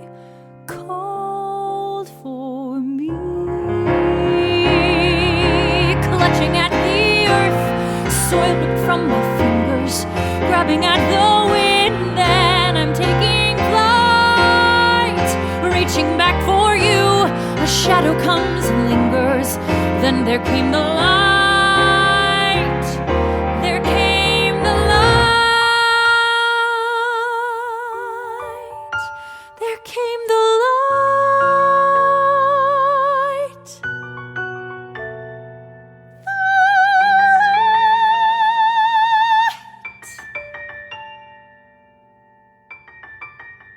I hope I'm not speaking out of turn when I say I think Alani's work is really, really interesting, and I've really enjoyed listening to some of her other songs that she sent in, which I hope to play later in the series. If you are interested in getting any of her compositions in sheet music form, you can get them from contemporarymusicaltheatre.com, homegrownaus.com, or her own website at alanibridge.com. And perhaps you would like to send in your work. Well, I would love to hear from you. Just email info@arian-productions.com and we'd be delighted to play your work on the show. Hi, this is Annette Badland, and you're listening to the Show People podcast with Andrew Keats. So Made in Dagenham, but before Made in Dagenham, of course, I Can't Sing. Again, another show that was sort of wrought with snobbery and people talking about it. And the thing I always heard was a sort of half-baked workshop thing was put on. Simon walked through and went, yeah, it's great, let's do it. And the money was there, and lo and behold, the Palladium is booked. And whoa, this show is being seen by audiences. That was the industry thing on the outside. As somebody within I Can't Sing, what was it like? What was the experience of going from, and what was your involvement in it, of course, as well? I mean, that wasn't strictly true. I mean, there was a number of workshops. Yeah. And the final workshop, and I'm very good friends with Matt Lucas. Yeah. And Matt told me that the final workshop was one of the funniest things he'd ever seen. He said it was amazing, that final workshop, which Simon Cowell was at, and so was Andrew Lloyd Webber. And it was Stage Entertainment, which unfortunately have now dissolved over here, that were producing it. And Simon Cowell got behind it and said, I like it, and I'll put some money in as well. And Webber offered them the Palladium. And so this sort of journey, to put the show on began. I came in, most of the leads were all cast. They were looking for somebody to understudy the young male lead, a character called Max, and also Liam O'Deary, which was the Dermot O'Leary character. Yeah. And so I went in and auditioned and got that track in the show. And, in rehearsals, it was so much fun. It's a really funny show. Harry's very funny. Yes, there's some crazy mad bits to it. I mean, if anyone saw the show, there was a very expensive alien that came down at the very end of the show and sort of took Simon Cowell back to Planet Cowell or whatever it was. People are like, why? That's ridiculous. Why did that happen? I'm like, it's a musical about the X Factor. Who cares why it happened? It's the show is clearly just a bit of fun. It's a Monty Python sketch, But I think the problem was it was just a bit too big for what it was. So the Palladium was way too big. Even on its bad days, it was selling like 1,200 tickets. Now, you put that in any other theatre, it might have been all right, That's the other thing people forget. It wasn't selling like 200. It was doing okay. The Palladium was too big. There was some creative issues. People weren't quite getting on, which caused a lot of, including some of the principal cast and the creatives, that caused a lot of friction, I think, which led to problems further down the line. I think it was just ultimately, if I'm being honest, it was too big. Had the show been half the size of the cast, different wigs, different hats, a bit Spamalotty about it, I think people would have really got behind it. Yeah. But there was this kind of issue of watching a show that you're giving your money to that's taking the mick out of something that is also half being produced by the person that you're meant to be taking the mick out of. Yeah. Do you know what I mean? Yeah, I do. And I felt that was a real conflict of interest. And I almost think had Simon Cowell not had put money in, and they could have done it in this kind of, smaller Spamalot way, I think people would have absolutely been like, oh, you have to see it. It's so brilliant. I had never, ever thought of that, Scott. And I suppose as well, someone like Harry Hill is probably the right satirist to do that in a way that is accessible. Because if anyone knows how TV works and all of that shit that comes with it, it probably is Harry Hill. Yeah. He's a really clever man and a really lovely man. And, he wrote there's so much great stuff that got cut that, they couldn't keep. And is there anything you can tell us that you can remember that wasn't there? Well, he wrote me this great bit that never made it in, which I'm really gutted about, it was a character called Hard Hat. So I came on, there's a bit in the show where a piece of scenery had to come in, and it came in with like a beep, like beep, beep. And I was like, bring it in, Bob, that's it, bring it in, mate, all the way down. And then I had to like notice the audience and go, oh, hi, I'm Scott Garnham, the actor. You might have seen me earlier on in one of the scenes where I played the man in the suit. So it was like, and then I had this whole speech about who I think Hard Hat is, because I'm dressed as a builder of Hard Hat. Yeah. This guy goes through this whole emotional journey as an actor about why he wears the hard hat, like an actor would. Yeah. But the joke is I had the tiniest part ever. I'm just a man who's bringing on a piece of scenery, but I have this entire backstory. Stuff like that's really funny. But of course, that can't make the show because you've got to cut all the, principal characters are getting things cut. So stuff like that had to go. I also think the title was wrong. I don't think on the show I Can't Sing. I don't know. What is it, It didn't market it well. I don't think people knew what they were going to see. And tell me, what was the reaction to the real life people that obviously came and saw the show on opening night? Likes of Dermot O'Leary and Simon. Well, you'd be surprised. Dermot O'Leary didn't come. Did he never see it? Nope. He apparently was not happy about it. Cheryl Cole never came. I mean, and I kind of get that. Cheryl Cole's character was called Geordie. Right. And the reason Harry called her Geordie was because it's like, who cares? It's all the Geordie. Yeah. What does the Geordie think? Yeah. Which I thought was very funny. Louis came. Louis Walsh came. And apparently the only thing he said was, I don't look that old. Oh, poor old Ashley who played him. Which is really a shame for Ashley because Ashley's younger than Louis. Yeah. but Ashley has not spent the amount of money on work that I'm sure Louis Walsh has. No.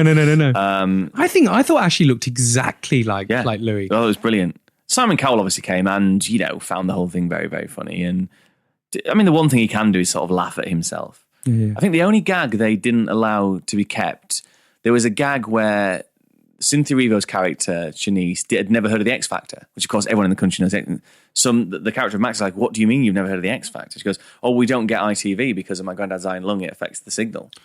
Right. So Max then goes, oh, well, ITV, it aired in, and starts listing facts, it aired in whenever, 2001, and, it used to have 15 million viewers, and his phone goes off, and he goes, hello? Oh, okay, sorry. 7 million viewers, and lowers the number, right? It's the only gag that Sam Carlson, you can't say that. You can't say that we've lost viewers. So they changed. Always protecting his brand. Yeah, but always protecting his brand. Anything about him personally, he was fine with. He didn't care. There's somebody I know who works within his offices, and apparently in his office he still has a packet of Marlboro Lights and an ashtray, and will continue to smoke in his office. And if someone reports him, he just pays the fine because he like that whole thing of I was smoking in my workplace. Deal with it. Doesn't surprise me. And it sort of go, wow, who is this creature? Hello, this is Rufus Hound, and you're listening to the Show People podcast with Andrew Keats. But the real question is, what are you doing while you're listening? Stop touching that, you filthy bastard. From new musicals to very well-established ones, you had also gone into Les Miserables. You played, now I can never pronounce this, Fui. Well, do you know what? There's a real thing about this. Fuili? This actually was on, someone asked us on Twitter the other day, and a bunch of people who played the role said, oh yeah, you put the pronunciation on this. And I asked John Caird, and he said, oh, it doesn't matter. he said, there's many different areas of France that would say it differently. So, fi, fui, fuli, who cares? Like, also, he's one of the students. He makes fans, which no one cares about either. So it's like, who cares what his name is? So you... I love the fact I asked John Gale, said no one cares. I mean, who cares? It's, that one. The one who sings that bit. Yeah. So, and you were also understudy Enjolras and played, as well as Marius. Les Miserables, was that one of the shows that you always wanted to do? Tell me about your time with. Well, I'd turn it down, as you know, when I got offered swing. Yeah, because Eurobeat. Eurobeat's a lot more upbeat. Yeah, exactly. Well, it was. Yeah. No. I mean, yes, it was a show that's definitely on my radar and something that I always thought I would love to do. And yeah, I didn't think I could sing like that. Really? No, and I think a lot of people will tell you that you really learn to sing on Les Mis. Yeah. God, it does. And stamina. I imagine the stamina required is enormous. It's massive. And even playing a character like Fui, for example, he gets a lot of moments and some big sing moments. And so yeah, it was amazing. I joined for the 25th year.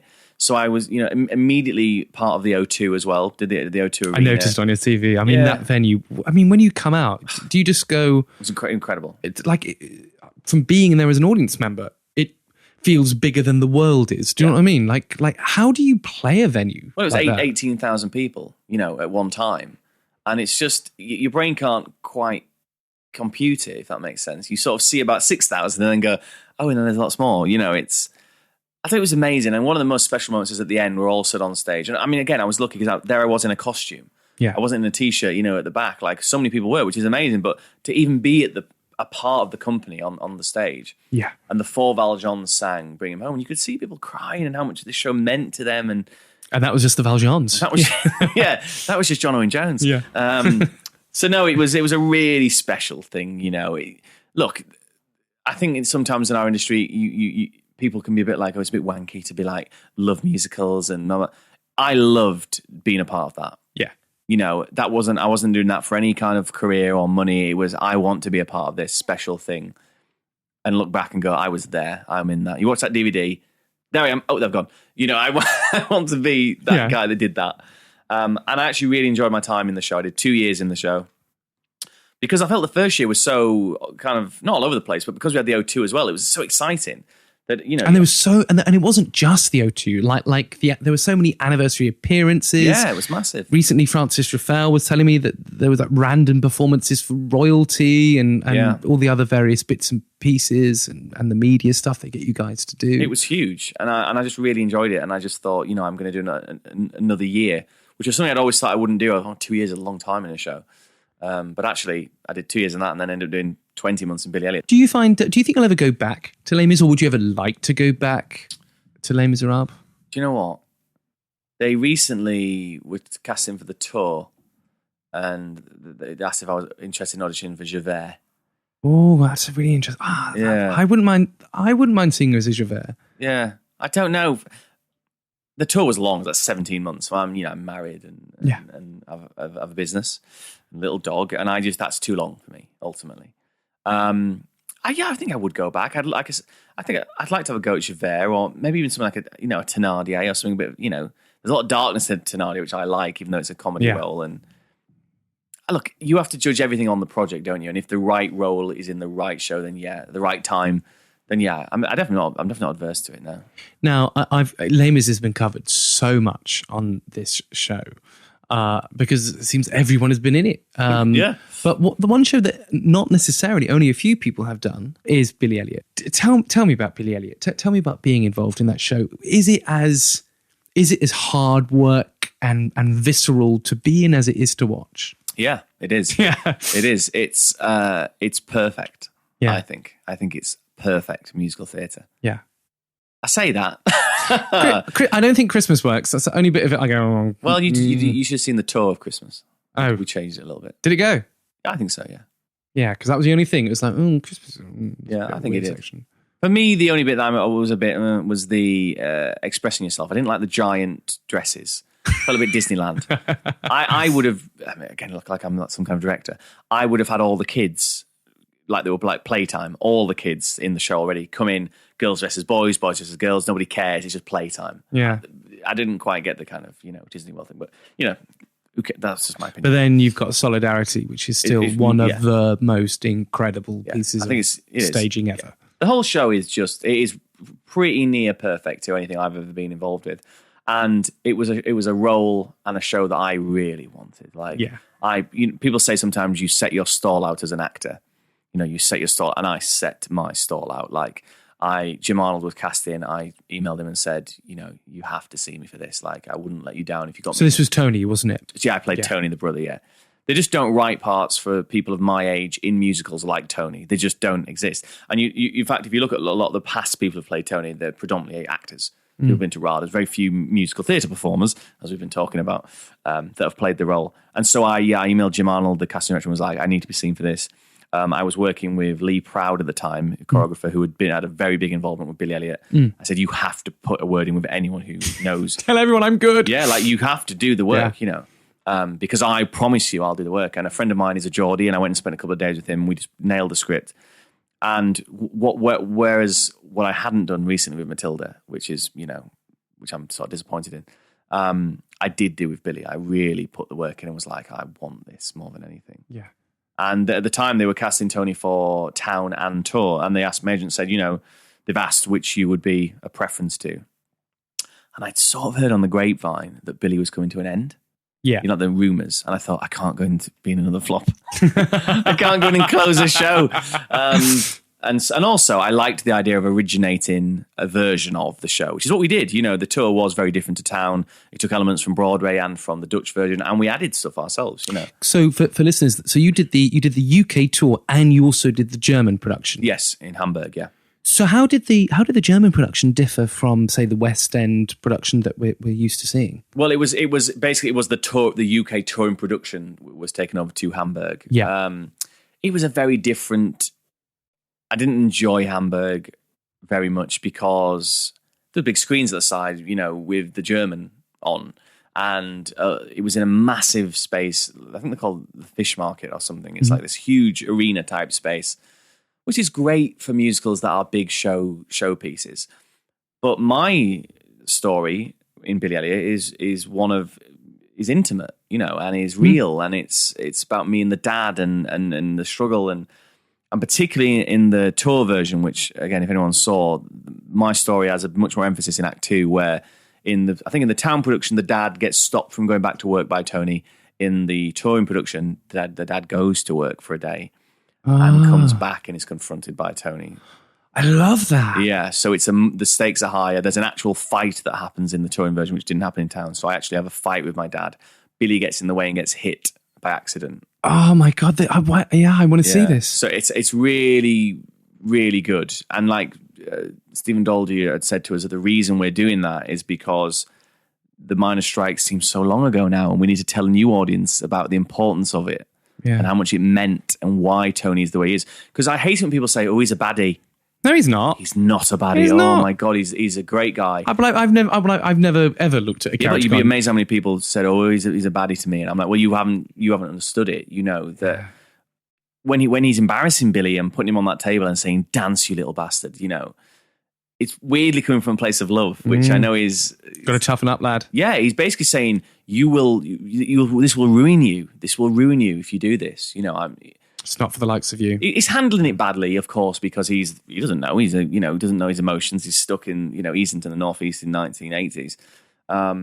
So yeah, I mean, as an actor, it was amazing. I absolutely loved it. And I got, I was very lucky that Stephen, the director, and Julian Webber, our associate director, were so very warm and nice to me. So you did get to work directly with Stephen Daldry as well? He came in. Incredible when we went to Sunderland to bring the show home, That was the first time he came, and he came a couple of the times on the tour, and just really nice guy and, encouraging. And such an extraordinary legacy. I mean, he's an amazing director. Yeah. Hi, this is Rob Houchin, and you are listening to the Show People podcast with Andrew Keats. No, I saw both of these productions, and they were absolutely beautifully produced, and indeed the kind of theatre that I adore. Firstly, Grand Hotel at Southwark Playhouse, and let's also talk about Titanic as well. Now, you did that in Toronto. Is that the same? That is the same Southwark production that Daniel Trento produced that then went to Toronto. It is, but Michael Harrison took it to Toronto. Yeah. So, I mean, first of all, let's start with Titanic, which of course is Toronto, very, very different theatre scene. Yeah. What was it like working over there? It actually was amazing. Toronto is one of the most amazing cities. If you ever get a chance to, I don't know if you have been. I haven't. Well, no. you should go. It's literally an hour away from New York. So I always say to people, if you go to New York, why don't you go to Toronto for a couple of days? Because you'll just see the most amazing place. And less guns. Less guns, that is true. It was amazing. I mean, Titanic was an interesting one. Made in Dagenham had been given its notice. Yeah. And my agent rang and said, and Danielle, who is a dear friend of mine, had offered me, we joke about this, had offered me 3 shows in the past. And I'd not been able or not wanted to take any of them. Yeah. And suddenly it was like, Daniel wants to see you for Titanic. And I was like, okay. And he said, it's gone on in Toronto, and Michael Harrison's producer, and I knew Michael. I was like, great, yeah, I'd love to go in for it. And I went in and I auditioned, and they went, great, thank you so much. And Tom was lovely and really liked my voice. And I left, and I was somewhere in central London. I got this phone call, and Danielle says, can you come back? And I said, yeah, sure. So I came back, and they were both having a fag outside. And Tom was like, okay, so here's the deal.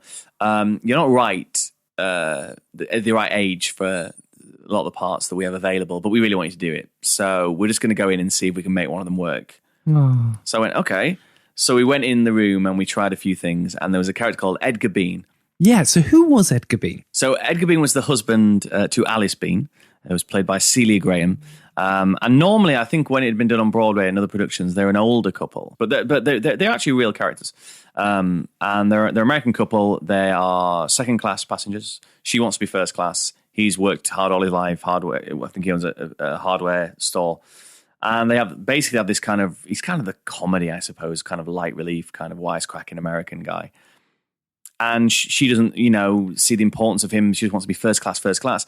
And then, of course, when it all becomes towards the end, she realizes the error of her ways, and it's like, it's too late, But normally much older, but it kind of worked out that because of Celia, I was right. And so I got to go and do this, kind of small part really in the show, but I really enjoyed it. It was really fun. And that production is just so beautiful. Obviously designed by David Woodhead, lighting by Howard Hudson, directed by Tom Sutherland.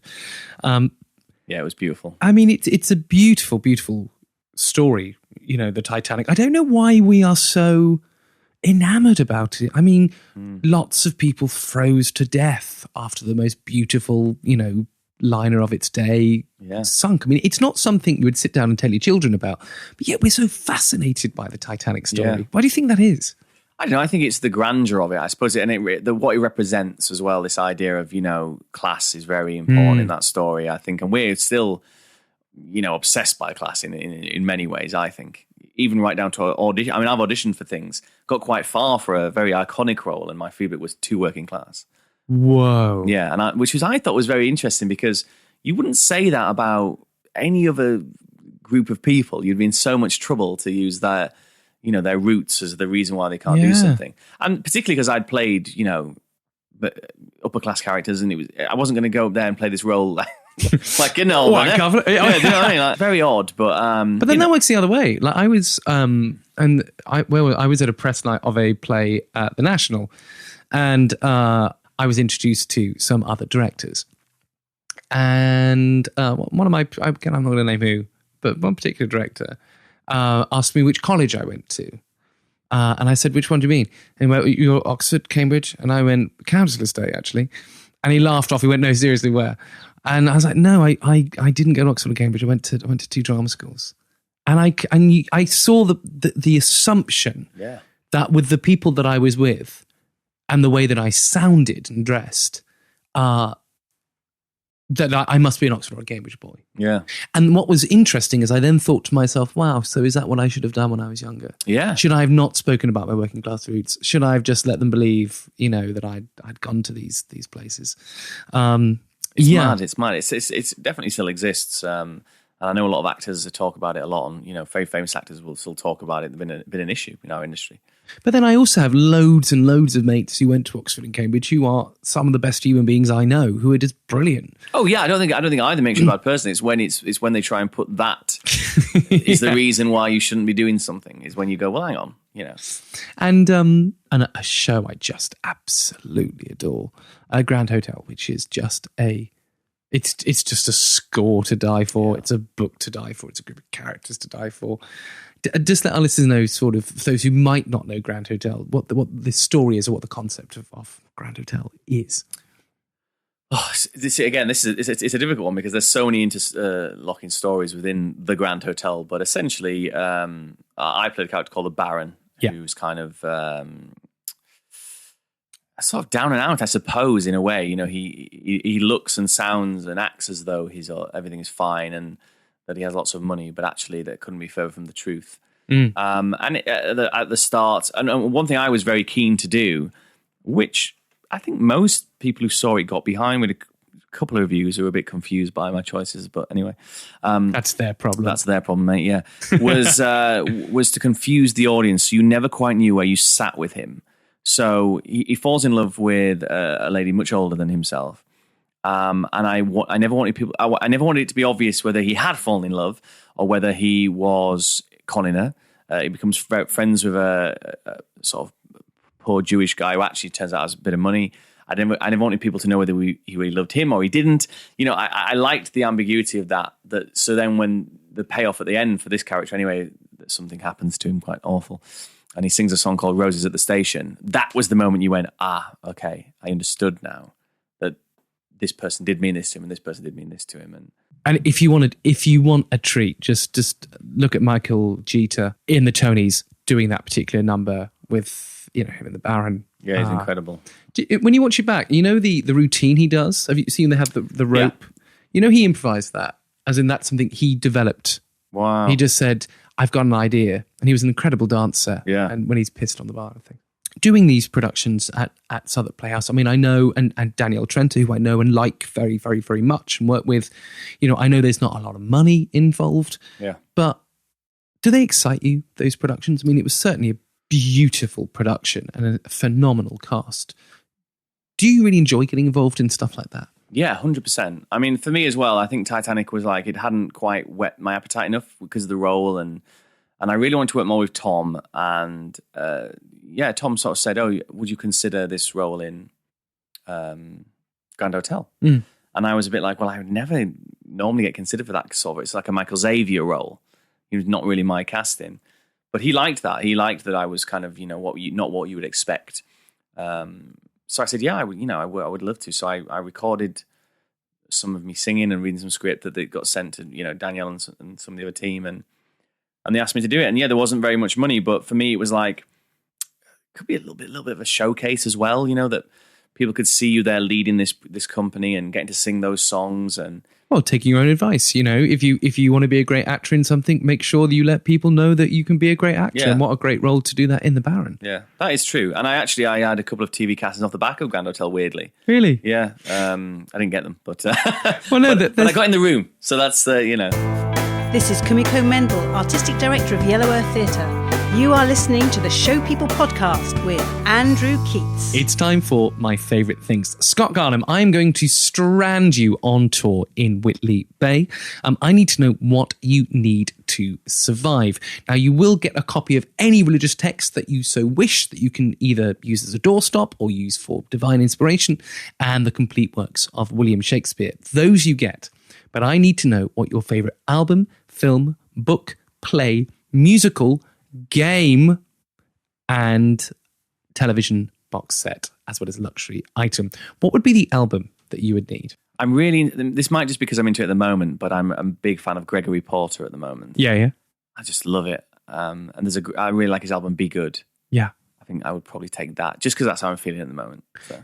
And what about the film? I'm such a film buff. So I'm stranded there, aren't I? Yeah, you're stranded in some pretty dodgy digs. You will get, you know, a TV and obviously a way to play these things. But now I could pick like some really amazing, serious, you know, fantastic films that like I just love, like Taxi Driver or Midnight Cowboy or something like that. But because I'm stranded there and I want something to cheer me up. Yeah, that's the key to it. I'm going to pick the film that I watched more than any other film in my teenage years, and that is Old School. With Will Ferrell and... I've not seen it. Oh, it's really funny. I think the best answer I've had so far was somebody went with Hook, and I went, that's really good choice. Oh, I'm changing it. I'm completely changing it. Go on. I'm going to do Back to the Future. Do you know, I would even allow you the whole box set. Would you? Yeah, I would. Well, then definitely the Back to the Future box set. It's just Yeah, I'm changing it. One of my favorite. I need to buy a poster to put on my wall. Yeah, although I wouldn't take it. I would probably take Star Trek 2: The Wrath of Khan, but that's another story. What would be or Back to the Future? What would be the book? Favorite book? Catcher in the Rye. Yeah, it's a great book. Yeah, it's just a great book. It's a great book, and it's one of those books that I seem to go back to more than most other books. It's also one of the. I've read it twice now. I read it once when I was at college, and then I read it once when I was in my early 20s. I think I need to revisit it now as a 30-year-old because there's going to be stuff in it I just will have missed. I do really like Lord of the Flies as well as a book. Yeah, but that's because you're a testosterone-filled heterosexual male. Of course you do. Oh, right, okay. I know. I really like it. You know, when the guys kill everyone. No, I relate to Piggy. It's fine. It is. Although I've never seen. I've seen 2 productions now of Lord of the Flies. It's been adapted for stage. It's just not. It just doesn't work like the book does. No, you're right. The atmosphere of that. I'm also waiting for like a really good film version, like a Tim Burton style film version, but there hasn't been. You would need to do it with just extraordinary kids, though. Yeah, and you get them. There's some amazing young actors out there. And what would be the play? You know what? I do love The Rise and Fall of Little Voice. Yeah. And the reason I say that is, A, it would bring back some nice nostalgic memories, which would be good because I'm stuck there. But Jim Cartwright, even his stage directions are so beautifully written, the way he writes them, that I would enjoy reading that as a full play. I would enjoy that as well. And you have all the verse at the end. Yeah, and look, and I've got the complete works of William Shakespeare. So, you know, I really, really like it. And what would be the musical? As in a recording? Yeah, I mean, I haven't decided yet. Somebody asked me a load of actors come out, perform the musical, and then they go back in the cupboard. That's really so good. I'm going to go with that you get the libretto and you get a cast recording and a score. That's what I'm going to say you get. Right. I think for me, it would be West Side Story. Yeah, it's our most. I might have to ban West Side Story. Really, it is the most popular. But musically, I mean, it's just. And controversially, I think my favourite song is One Hand, One Heart. Yeah, just so stunning. It's an extraordinary show. Yeah, I think it would have to be. Okay, so these are 2 new additions now. First one, thanks to Cassie Compton. What would be the TV box set?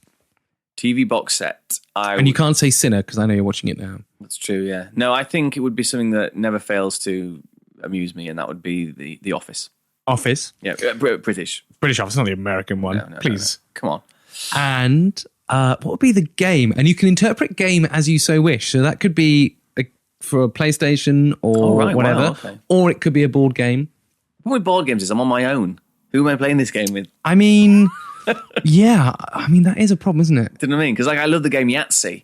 Well, if you're on, but if it's just me, if you're on tour and you're in digs, then you'll clearly be in haunted digs. So let's say that a ghost will play with you. A ghost can play with me. Oh, in fact, no, actually, story of my life. No, actually, thinking about it, you'll have your landlady, so you'll be able to play this game with your theatrical landlady. That's who you can play. I love the way I went with ghost rather than the obvious choice. Rather than a human being. Yeah. That'd be a ghost. All right, then let's go. I really, really enjoy Yahtzee. We play it a lot when we do the cruises when it's like a sea day. Yeah. Anyone forget me Yahtzee? Yeah, all right, why not? Yeah, let's do Yahtzee. And finally, what would be your luxury item? I probably would go for something like chocolate, but I don't know if I'm allowed. You can have chocolate. You can have a lifetime supply of chocolate. Yeah, like a proper, really good, nice selection box. Any particular brand? I like Cadbury's. Cadbury's. Other brands are available. I'm really into Cadbury's Oreo at the moment. Cadbury's Oreos? They've mixed them. They've mixed the 2 together, and it is a work of genius. Yeah. And they've just done it with Dime bars as well. Yeah. Yeah, that's a thing of beauty. It's really a thing of beauty and a joy forever. This is Bill Deemer, and you're listening to the Show People podcast with Andrew Keats. Well, it is now time for everyone's favourite part of the show, Scott Garnham. Funny 5 minutes. Scott Garnham, I have assembled some of the most bizarre, ridiculous and frankly outrageous questions that you will ever hear. You must answer as many of these questions as quickly as possible within 5 minutes. You are allowed 3 passes, so please use them wisely, as you are only allowed 3. Scott Garnham, let's play Funny 5 minutes.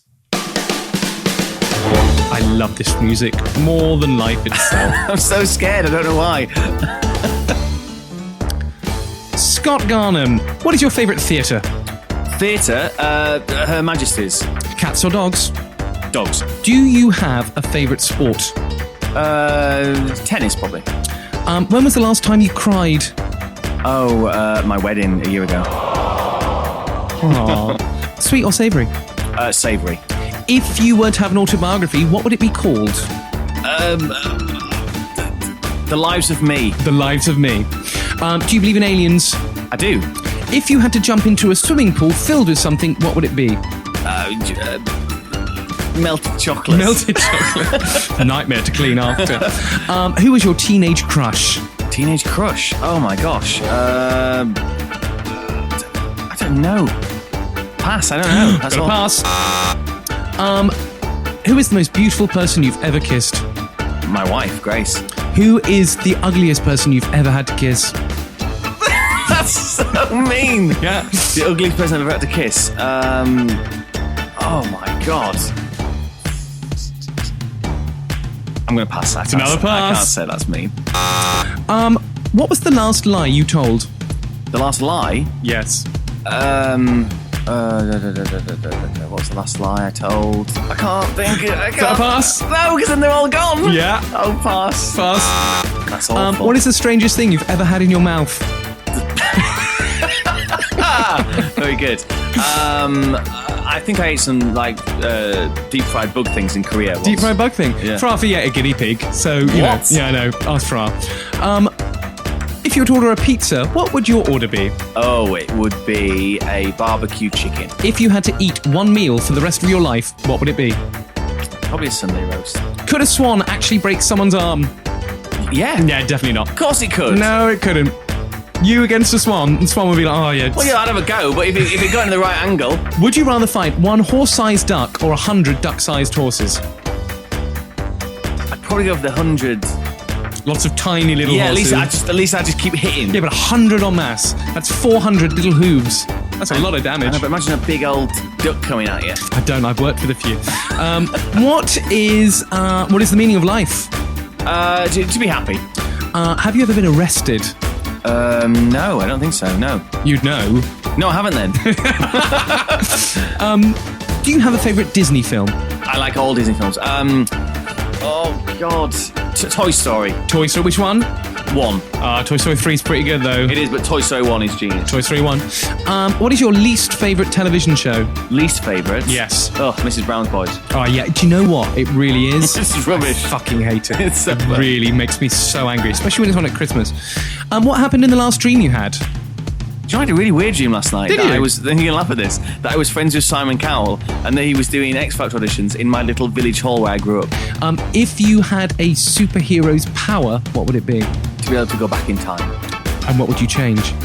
I don't think I'd change much, but I would spend time with people who have now gone that I didn't spend enough time with then. Star Trek or Star Wars? Do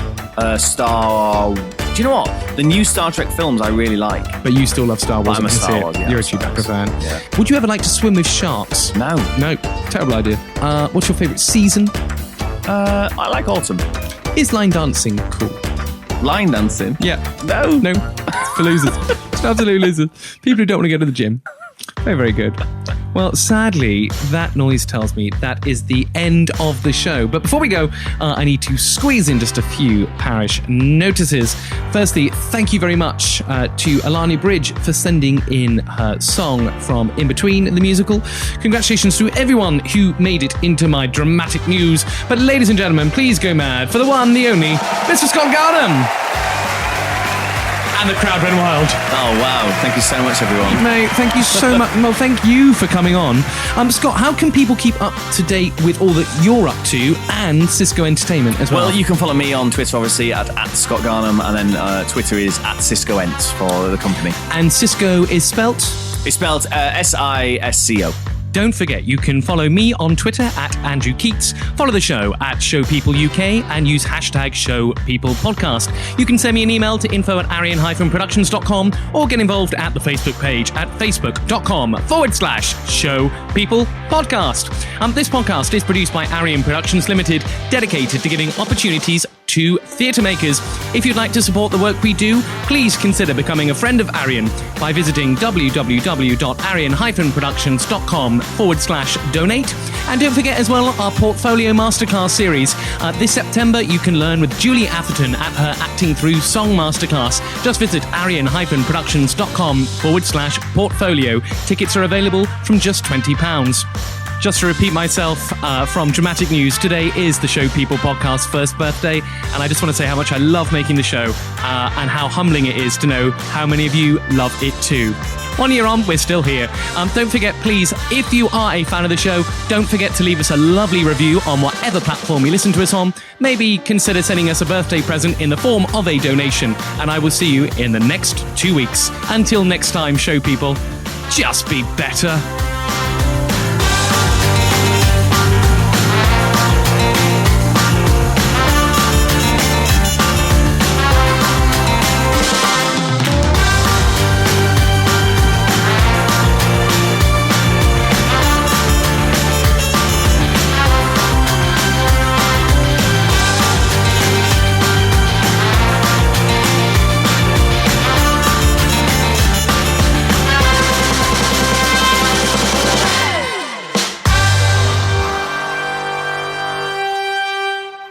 What would be the album that you would need? Wow, that's so hard. I like so many different types of music. I don't know that one. Right, Alex, so no one asked you. And apparently, in his office, he still has, a packet of Marlboro Lights and an ashtray, and will continue to smoke in his office. And if someone reports him, he just pays the fine because he like that whole thing of I was smoking in my workplace. Deal with it it. doesn't surprise me. And it sort of go, wow, who is this creature? Who is this? Who is Simon Cowell? Cowell. Happy birthday, Show People.